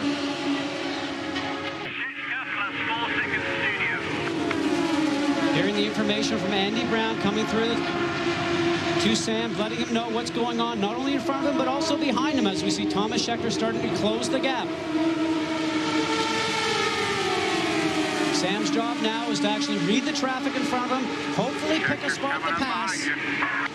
Poncho Carter letting Sam know he's on the high side. Outside, still there.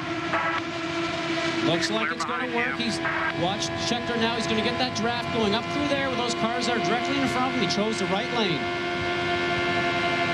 So Scheckter back in front. Unser Jr. now behind Hornish, and traffic is still the issue.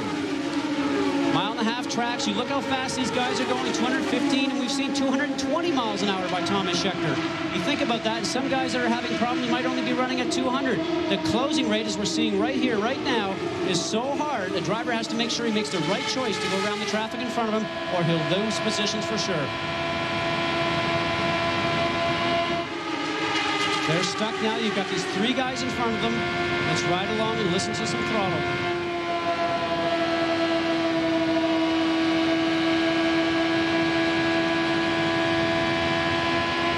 Fighting the throttle, fighting the steering wheel, and that dirty air from the cars in front.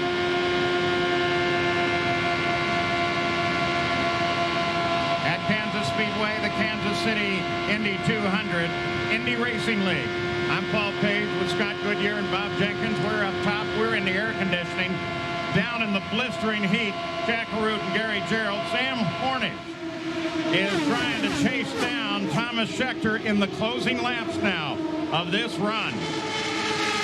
That's Scheckter there, the Red Bull number 52.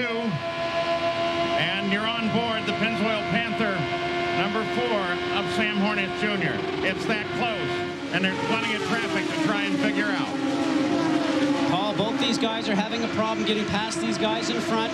Now, don't forget, the guys in front are also fighting for position. Out of the yeah. You go here, I'll try it. Nope, I'm going there.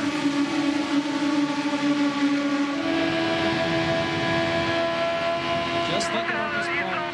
215, 220 miles an hour. These guys are dicing wheel to wheel, 6 inches away from each other. If they have patience, it may be gone away. Side by side, Scheckter and Hornish. Try and get 12 car to go low. Try to, no guaranteed. And here comes Scheckter as Hornish slows down. No one looking inside. He gets high and has to get back out of it.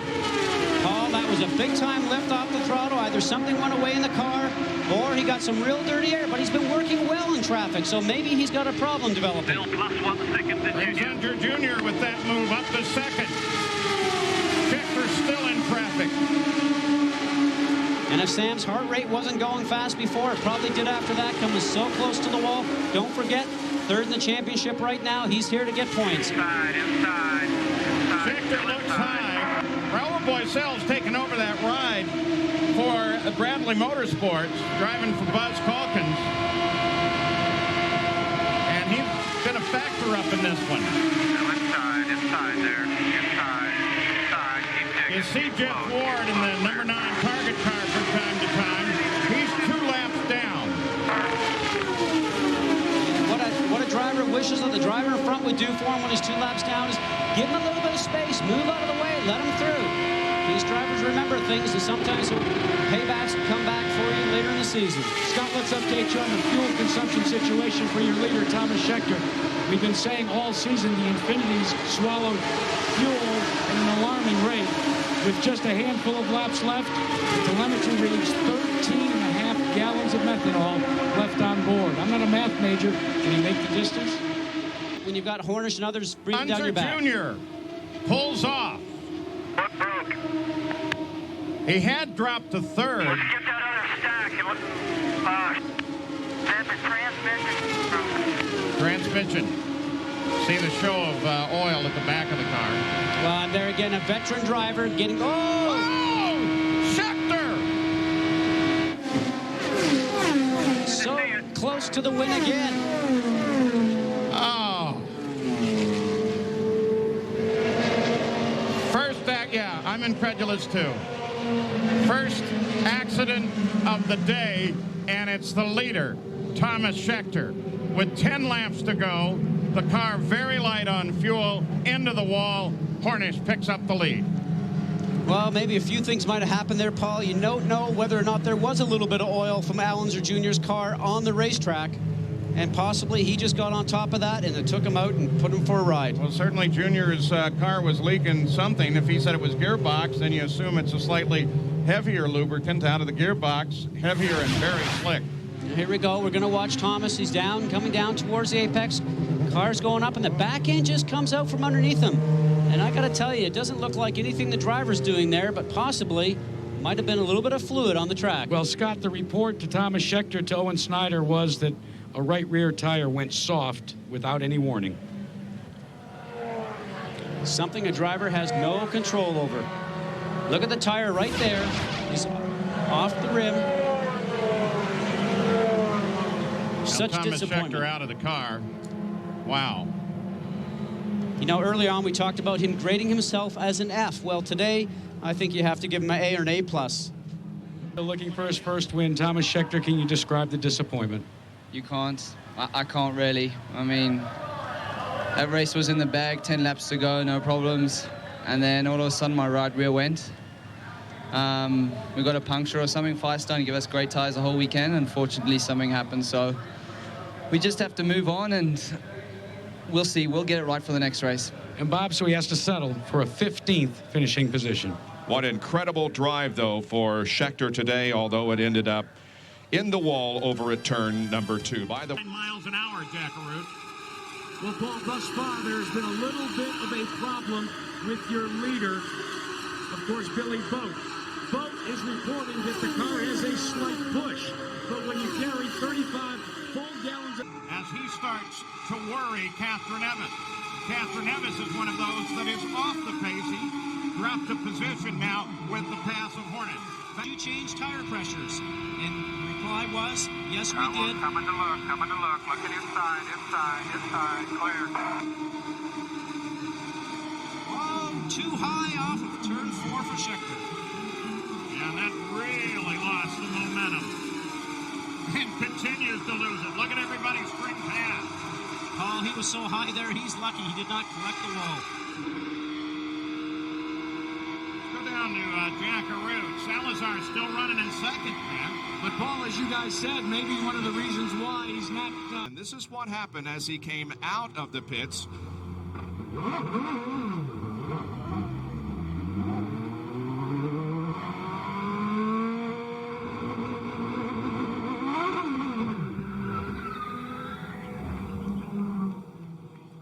Pass the driver in front of you, and then you lose your momentum. There goes Hornish, and DeFerrin comes with him as they both go underneath Catherine Evans.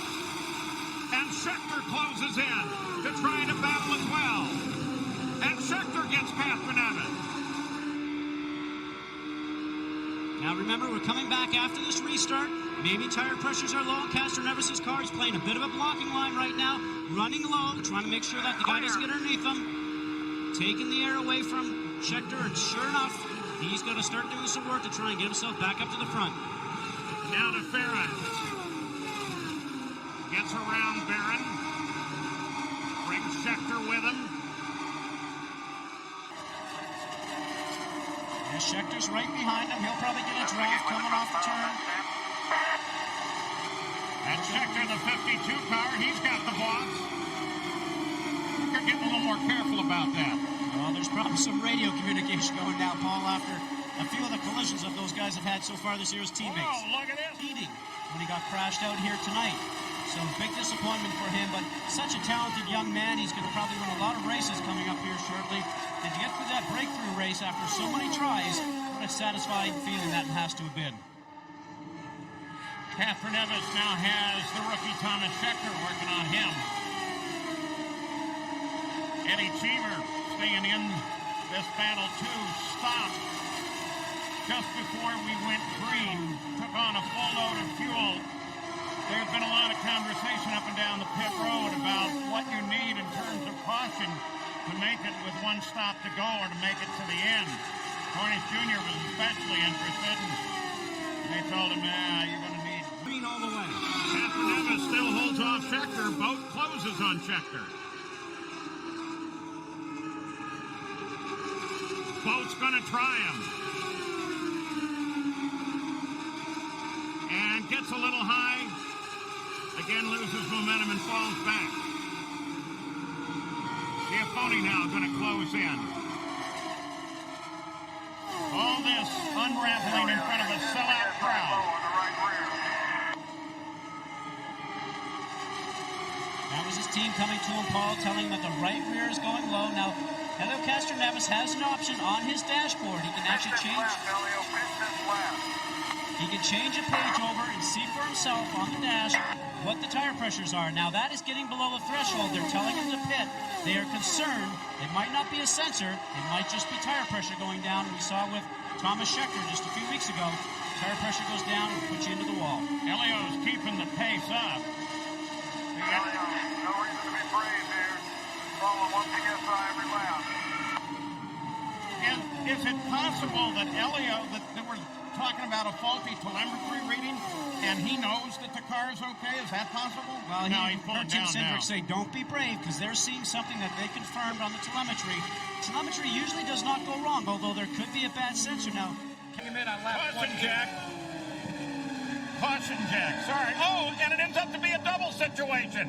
It is Tomas Scheckter along with Billy Boat. But I think we saw... Well, we'll wait and look. It looks like when they slowed for the yellow, you had another car. Okay, Billy? Oh, man, Scheckter again. 11 cars, 10 races for that team. All right, this is Scheckter. Going high. Looks like he's trying to get past Eddie Cheever. We talked about the low line before, getting up into the gray, and sure enough, looks like the grayness and the marbles we've heard the other drivers talk about sucked him in, and sure enough, right behind him comes Billy Boat. That could be fluid on the track, too. They got to keep that in mind. So at the... Thomas, we overheard the radio communication. The frustration was so evident. You know, once again, I speak to you when the race isn't finished. Disappointing for me, disappointing for the team, but, you know, I have to go look at the tape and see what happened. I was lapping Eddie, he was a lot slower, and he forced me to use the high line, and, you know, we just have to go look at it and see what happened. I'm disappointed and disappointed for the team, too. Bob, Paul? Well, the disappointed Scheckter, he was running laps at 200 and something, 201-ish, and Cheever was running at 199, so there's a little evidence there. Now, look there on the pole. Scheckter has some vertical yellow stripes by his intake. That'll help you identify him. Buddy Rice on the outside does not, and on Eddie Cheever's car by the intakes, again, you will see some red vertical stripes. Team Cheever has done that to try and help the identity for the fans, and we thank you for it. Now, they are on turn 4. The Chevrolet Corvette pace car has already started its roll down. Acceleration begins. Field under the control of Tomas Scheckter. And the green is out. They're going at Michigan. Scheckter gets a little surge on the field. Further back, Alex Barron looked down to the inside of Dismore, then gave it up. And Castroneves tries to swing around, and Hornish goes with him. Now on the back straight. Coming up to full speed now. Scheckter, then Helio Castroneves. He's led the opening lap, but it will not last for long. Buddy Rice now ready to work on Helio Castroneves. Probably no team orders here, Paul. We talked about some of that stuff at the beginning of the show, how Tomas wants to go out and just lead. And right now, Buddy Rice wants to make a move for the lead. He wants to prove that he deserves a ride on this team. How wise is that, though? First race, new guy? Well, a lot of it, ambition right now for Buddy Rice wants to stay there for the remainder of the year. They know they're looking at drivers for next year. He wants to get out there and pass Tomas and make his mark. Front four tightly bunched. Buddy Rice works the inside of Castroneves. Oh, they're fast. Giafoni is now on the back end of Buddy Rice. There's the top three. Scheckter, Castroneves, Hornish Jr. And then look at Giafoni as he starts to work Buddy Rice. I'll tell you, watch Giafoni today. I agree, Paul. We talk about new winners in the series. We've had so many of them here this year. Giafoni's been so close so many times. I wouldn't be surprised to see him in victory circle here today. Castroneves now begins to work up. Let's again talk about the draft. You can actually control the car in front of you, which is what I think Castroneves may have just been trying. Well, Castroneves, as long as he's not going to overheat the engine from running behind the car right there that you're looking at right now, the leader of Scheckter, the best thing for him to do right now is for Castroneves to sit back there and maybe make up some fuel mileage. He gets a chance to have Scheckter break that wind form in front of him, and as long as he's patient, he doesn't feel like he has to lead, he'll get better fuel mileage, and maybe that will help him run a few more laps underneath green. Well, Giafoni and Buddy Rice continue to go at it. Giafoni had the best of Rice a moment ago, and Rice came back. Now Giafoni on the high line appears to be doing it again. We map three, Rice and Giafoni. Well, they continue to work with one another, and the rest of the field begins to reel in a little bit, led by Eddie Cheever, who is still a couple hundred yards separated from the back of Giafoni's car, but he's slowly pulling them in. There's the front of the field. Scheckter and Helio Castroneves. A moment ago, we heard a call, sounded like Tim Cindric, talking to Helio Castroneves, saying, just let him run up there. We'll sit here for a while. Well, some Penske strategy, Paul. Let Scheckter run up front. He's going to use a lot more fuel running up front, breaking the hole in the air, like we talked about before. And sure enough, Penske's probably getting a great fuel number right now. And the key issue here, you have to recall, is that if there's a yellow flag situation and you've had to pit under green before the yellow comes out, you have a chance of losing a lap when you do pit underneath green. If the fuel mileage is good and you just have to be out on the track when the yellow comes out, you pit underneath yellow, and sure enough, that's what the drivers are all looking for. All in all, it's really a trying weekend for Tomas Scheckter. His racing hero is the guy who has been most angry with him this week. Well, Paul, that might change actually after this last week. We might have a rewrite on that, but he certainly had a tough week, and I can tell you that without a doubt, he's a fast guy, 21, 22 years old. When you're that young, I don't know if anything really bothers you. And his life this week might have been a topic for the Jerry Springer Show, his favorite television show. So Scheckter now out 3 seconds ahead of the second place, now Buddy Rice. Remember, we told you we were going to follow Red Bull Racing. They started together on the front row. Now they're back to those same relative positions, with the exception of Eddie Cheever. Eddie Cheever has slowly gone backwards, and Cheever's sitting back in 10th place right now. Tomas with his teammate Buddy Rice behind him by 2.5 seconds.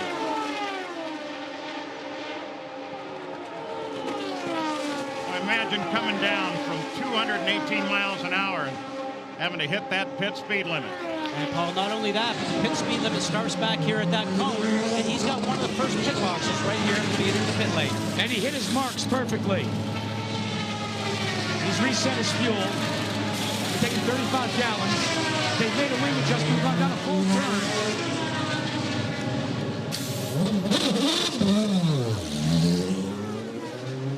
14-1 we see up here, Jack. That might be a little longer. Now, don't forget, this crew's been brought in. They haven't been actually out on the racetrack doing this thing for about a year or so. They are not laid out to stop yet, will probably get a little quicker as the race goes on. Here comes Scheckter. Castroneves, Giafoni are the front three when they come back. That's Ari Lyondike sitting there behind Scheckter.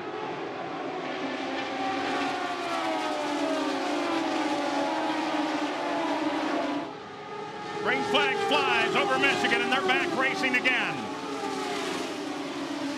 52nd lap. And Paul, what our line dyke wanted to do, he wanted to be able to get in front of Scheckter to be on, to get himself back onto the lead lap, but he certainly didn't seem like he had the power to be able to do that on the restart, and he still ends up being himself a lap down.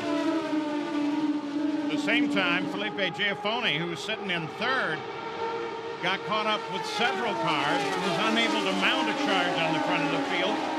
That's costly because that was his opportunity to get up with the leaders. You can see generally at about 218 miles an hour, Tomas Scheckter, the pole sitter, is the leader.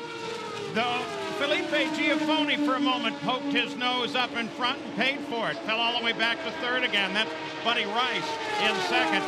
And all three in the front are drivers looking for their first career win. So that's kind of been the tone of the Indy Racing League this season. We're seeing it again here at Michigan.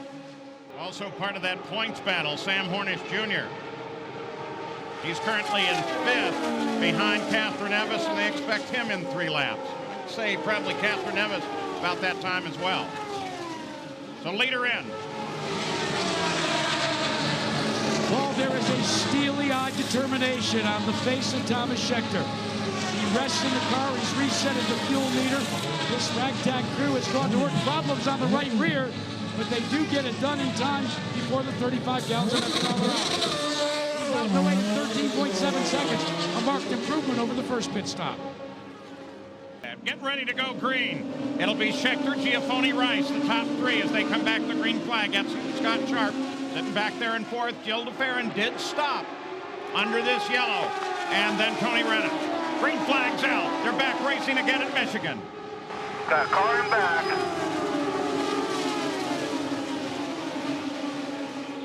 And here comes Buddy Rice. Going to try Giafone again, but he's trying to work that low line. It may be more of his road racing coming up. Very possibly, Paul. Not a whole lot of oval experience. Don't forget that Buddy Rice is the 2000 Formula Atlantic champion. So this is not only the battle for the race, it's a battle for bragging rights for Tomas Scheckter.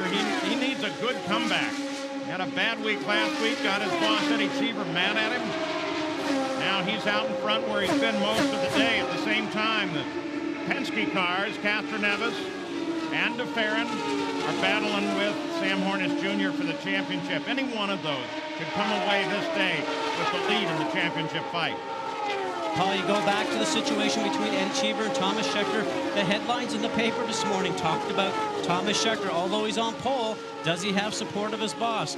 Earlier on we talked about it. We'll just say again, if he wins this event today, then Eddie Cheever has a tough decision about what he's going to do for not only the remainder of the year, but also for next year. Well, Jackaroo, you'd really like Tomas Scheckter to do well. You'd like his boss to like him because he's a good kid. And not only that, you'd really like to see Greg Beck and this crew that has been called into service. They have never won an IRL race, although, as we said, they helped Billy Boat go to a 4th place points finish last year. But how quick was this put into motion? Quick enough that they didn't get enough hotel rooms for the crew to service Tomas Scheckter. 2 of the crew members, according to Thomas, had to pitch a tent in the infield. Hey, nothing wrong with infield camping. That's a good thing. Got a little wet last night, though. Big storm through the area. His crew. The leader is on the pit road, but AJ has decided just to park the cars. Tomas Scheckter comes on the pit road for what will be his 3rd pit stop. Classic AJ Foyt. Paul, what they're going to do is they're going to change the front wing. There's the change if you look to the right of your screen. The first handling issue that Tomas Scheckter has had all day. Off and away. That was a long stop, though. Vince?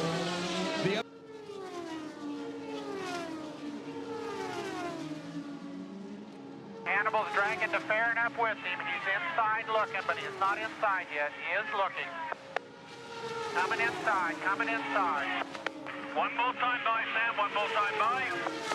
Seems to be able to run down on the bottom and then drift back out. So you might want to catch him coming off and pull away a little bit. You got plenty of room behind, clear behind.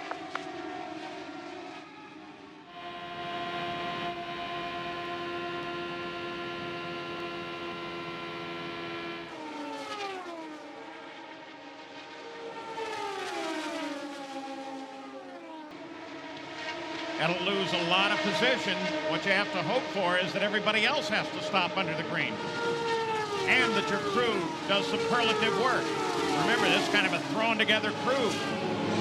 But they have gelled very nicely, Paul. Having a problem getting the hose in. The Buckeye is not connecting. 4 seconds just rattled off before they can fill it with fuel. This is going to be a long stop for Tomas Scheckter. Very calm in the car. Now he's stalled the car. They haven't gotten it started yet. Now it's fired. Oh my, what else can go wrong for Tomas Scheckter? The litany continues. So Schecter's teammate, Buddy Rice, picks up the lead. He should be in shortly as well. Sarah Fisher goes to second. She too is due for a stop. Well, if there's any stops coming up here shortly, and if there is a yellow, Paul, Tomas Scheckter will be out of luck. He certainly has the speed, it seems so far, to be able to get back up to the front, but a combination of a few things happened there. They didn't get the fuel Buckeye in. The driver knows that, so then he gets a little bit anxious, he gets a little bit upset, and then you know it's time to go. So then you put the car into gear too soon, as we saw him do, and he stalled it. And then they have to get the starter out in the back of the car and restart it, and then not stop now. That's almost double the length that it should have been. And then once you do that, what are you thinking about yourself? Well, the biggest thing a driver has to do is you have to departmentize it. You have to put it behind you. Now you can only take care of what you have to do that's in front of you. Drag your brakes before you hit. Watch your speed coming down. Watch your speed coming down. Comes out. No pressure, Caution lights come on. As Price and Scheckter both heading for the pits, and this may be a Cheever problem. Yes, indeed it is. Look at the right front there. There was a brush involved. Well, it's a big break for those other guys, Paul, but I got to tell you, Tomas Scheckter gets some bad luck by his own teammate again, his own team owner, Eddie Cheever, because if this yellow didn't come out, everybody else would not have the advantage of the yellow pit stops. Green. Oh, Pancho Carter says launch now. Green comes out. And there goes Sharp. And there goes DeFerrin. They go 3 wide into 1. Here comes Giafoni and Castroneves down low. Maybe a little bit of a miscue by the Panther team, Paul. Certainly a slower restart than we usually see out of Sam Hornish. Obviously a lot of laps to make it back right now, but slow restarts have almost been the norm with these guys for the past 2 races. Guys, Hornish is going to have to earn it. Okay, grab up to Giafoni again. Grab on up. 3 lanes. Try to get a run up here in 1-2. And look down low there. Oh yeah, Scheckter. Now up to 7. Scott Harrington with the car off the pace down low. Slowed down as the field came by. No factor to the battle for the lead. Scheckter now 7. Still plenty of time left. 18 to go. Now 17. And all these drivers right now, Paul, are trying to figure out, with maybe 5 laps left to go, where do I want to sit? Where do I want to be? We see at the front, maybe that's not the place you want to be at. That through there because they can't really get a run on the top side of you here. Make them use the outside. Right with. Inside.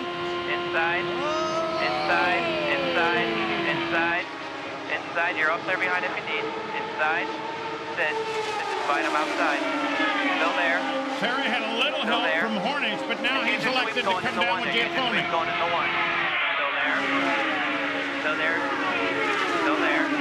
Now, Paul, as we're watching this great racing, think about these guys have been in the car for almost 3 hours. Their heart rate's probably about 180 beats a minute right now. But look down on the inside. Scheckter has just joined this fight as he goes for 3rd.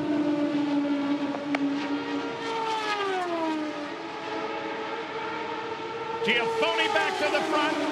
Scheckter charging Fisher on the inside. Penske the line. Nice job. Keep pushing. It's going to be the longest, fastest pit lap in a long time. We talked earlier in the show about the lower line. People want to be protective of it. I bet you right now, you watch everybody be hugging that white line all the way along here when it comes down to about 5 laps left to go. Stay low with the Penske guys up front. 3 wide. Okay, clear outside. Got him looking outside. Just suck up on this guy. Suck up on these guys. Use the With car. Sam getting back out of it, that's put him in the clutches of everybody behind him. Look at the swing that DeFerrin took that time. Back.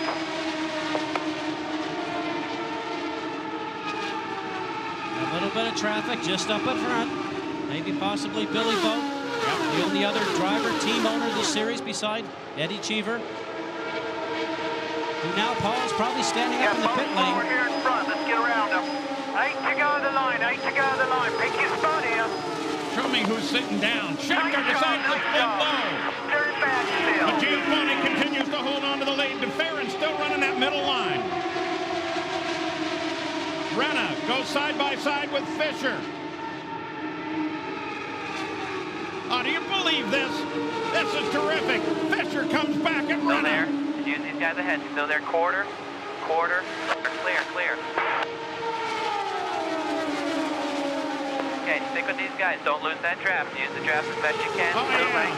late. They know they're watching a finish. 7 to go. Scheckter drives for the lead. Outside. Still there.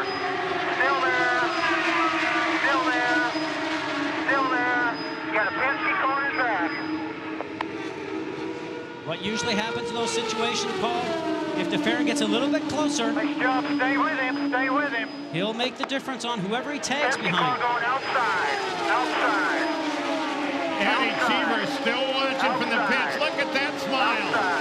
Still there.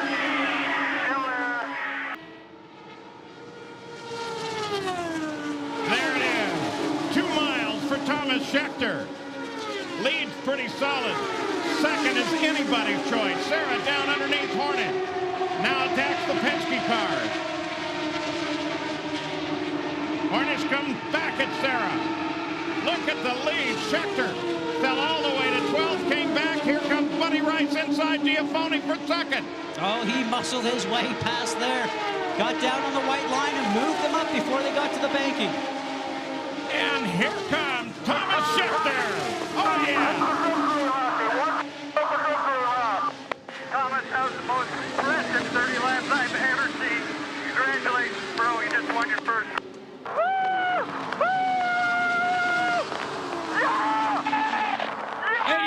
Eddie Cheever, you may have just scared Tomas Scheckter into his first victory. Congratulations. All Thomas needed was a little teeny bit of a change, and unfortunately had to be done through anger, but that was a fantastic drive that he drove.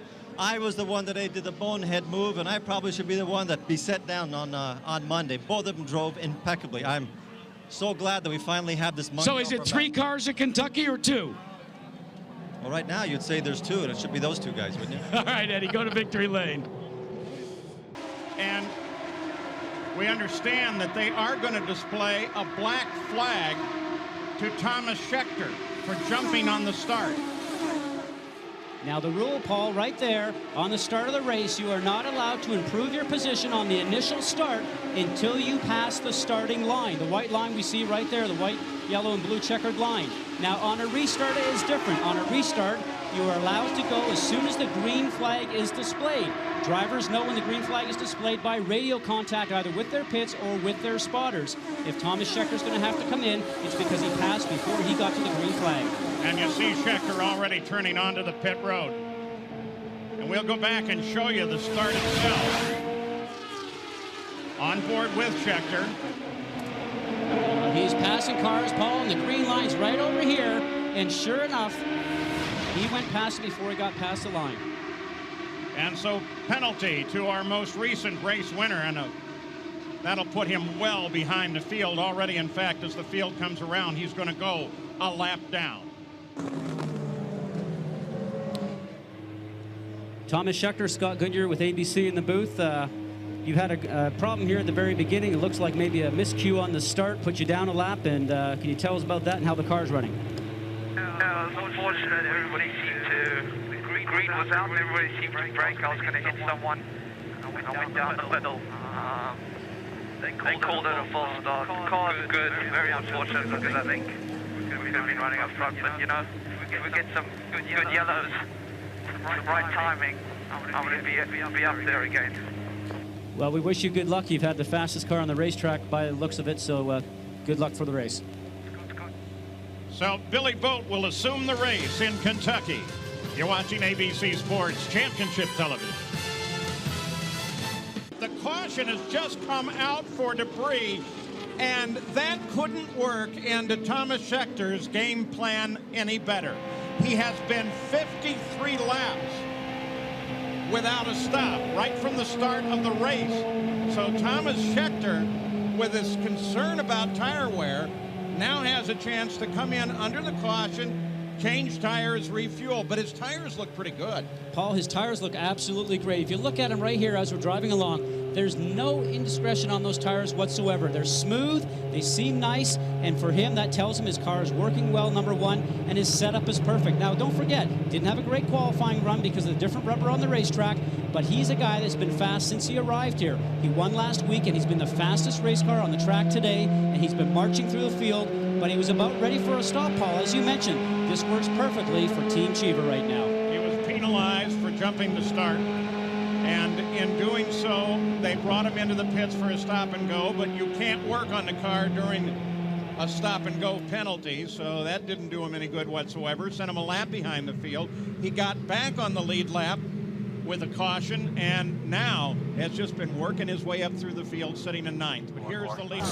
We're watching now as Scheckter comes in. He is sandwiched by his teammates. Rice behind, Cheever in front. The crew jumped up and down with the yellow wave. Greg Beck said this car has been handling absolutely perfectly. Cheever is away. Scheckter has stalled. The rookie has made a mistake. It roars to life, but that cost them big time, guys. All that work may have just evaporated one more time. And again, luckily the team, being pros, they had the starter sitting right there ready to go. Everybody does that. And there's the pit exit with Lazier coming out ahead. Tomas Scheckter shows that he still is a little bit of a rookie, Bob Jenkins. Yes, but he is a very spectacular rookie. There is no question about that. Now, here's what happened. He jumped the start. He was black flagged, and he came in for the stop, putting him a lap down. He got back on the lead lap, and then came the restart. Watch what he did. He just came through traffic like you would not believe. Passing one car, then another. Here he is going around Jeff Ward. There he goes around Ayrton Dare. Moving up into the top 10, and he was within 4 laps of needing a pit stop to come in for tires when we had a debris caution that has allowed him to come in for the pit stop and change tires, but he did have problems on the pit stop. That has again put him a few positions back in the standings, so it's going to be very interesting to see if he can come up through the field again. Gary? And Paul, that was a classic example of the major difference between running an IndyCar. Trouble. Oh, car against the wall. Couple actually involved, and one of them is Tomas Scheckter. Well, the turn 2, we haven't seen the replay yet, but it does tighten up there on the exit of 2. So as we suggested, 2 cars involved, Tomas Scheckter being one of them. And unfortunately, the 14 car, which is Ayrton Dare. Standing Both up of in them the winners seat, this year. looking for the damage, seeing what happened.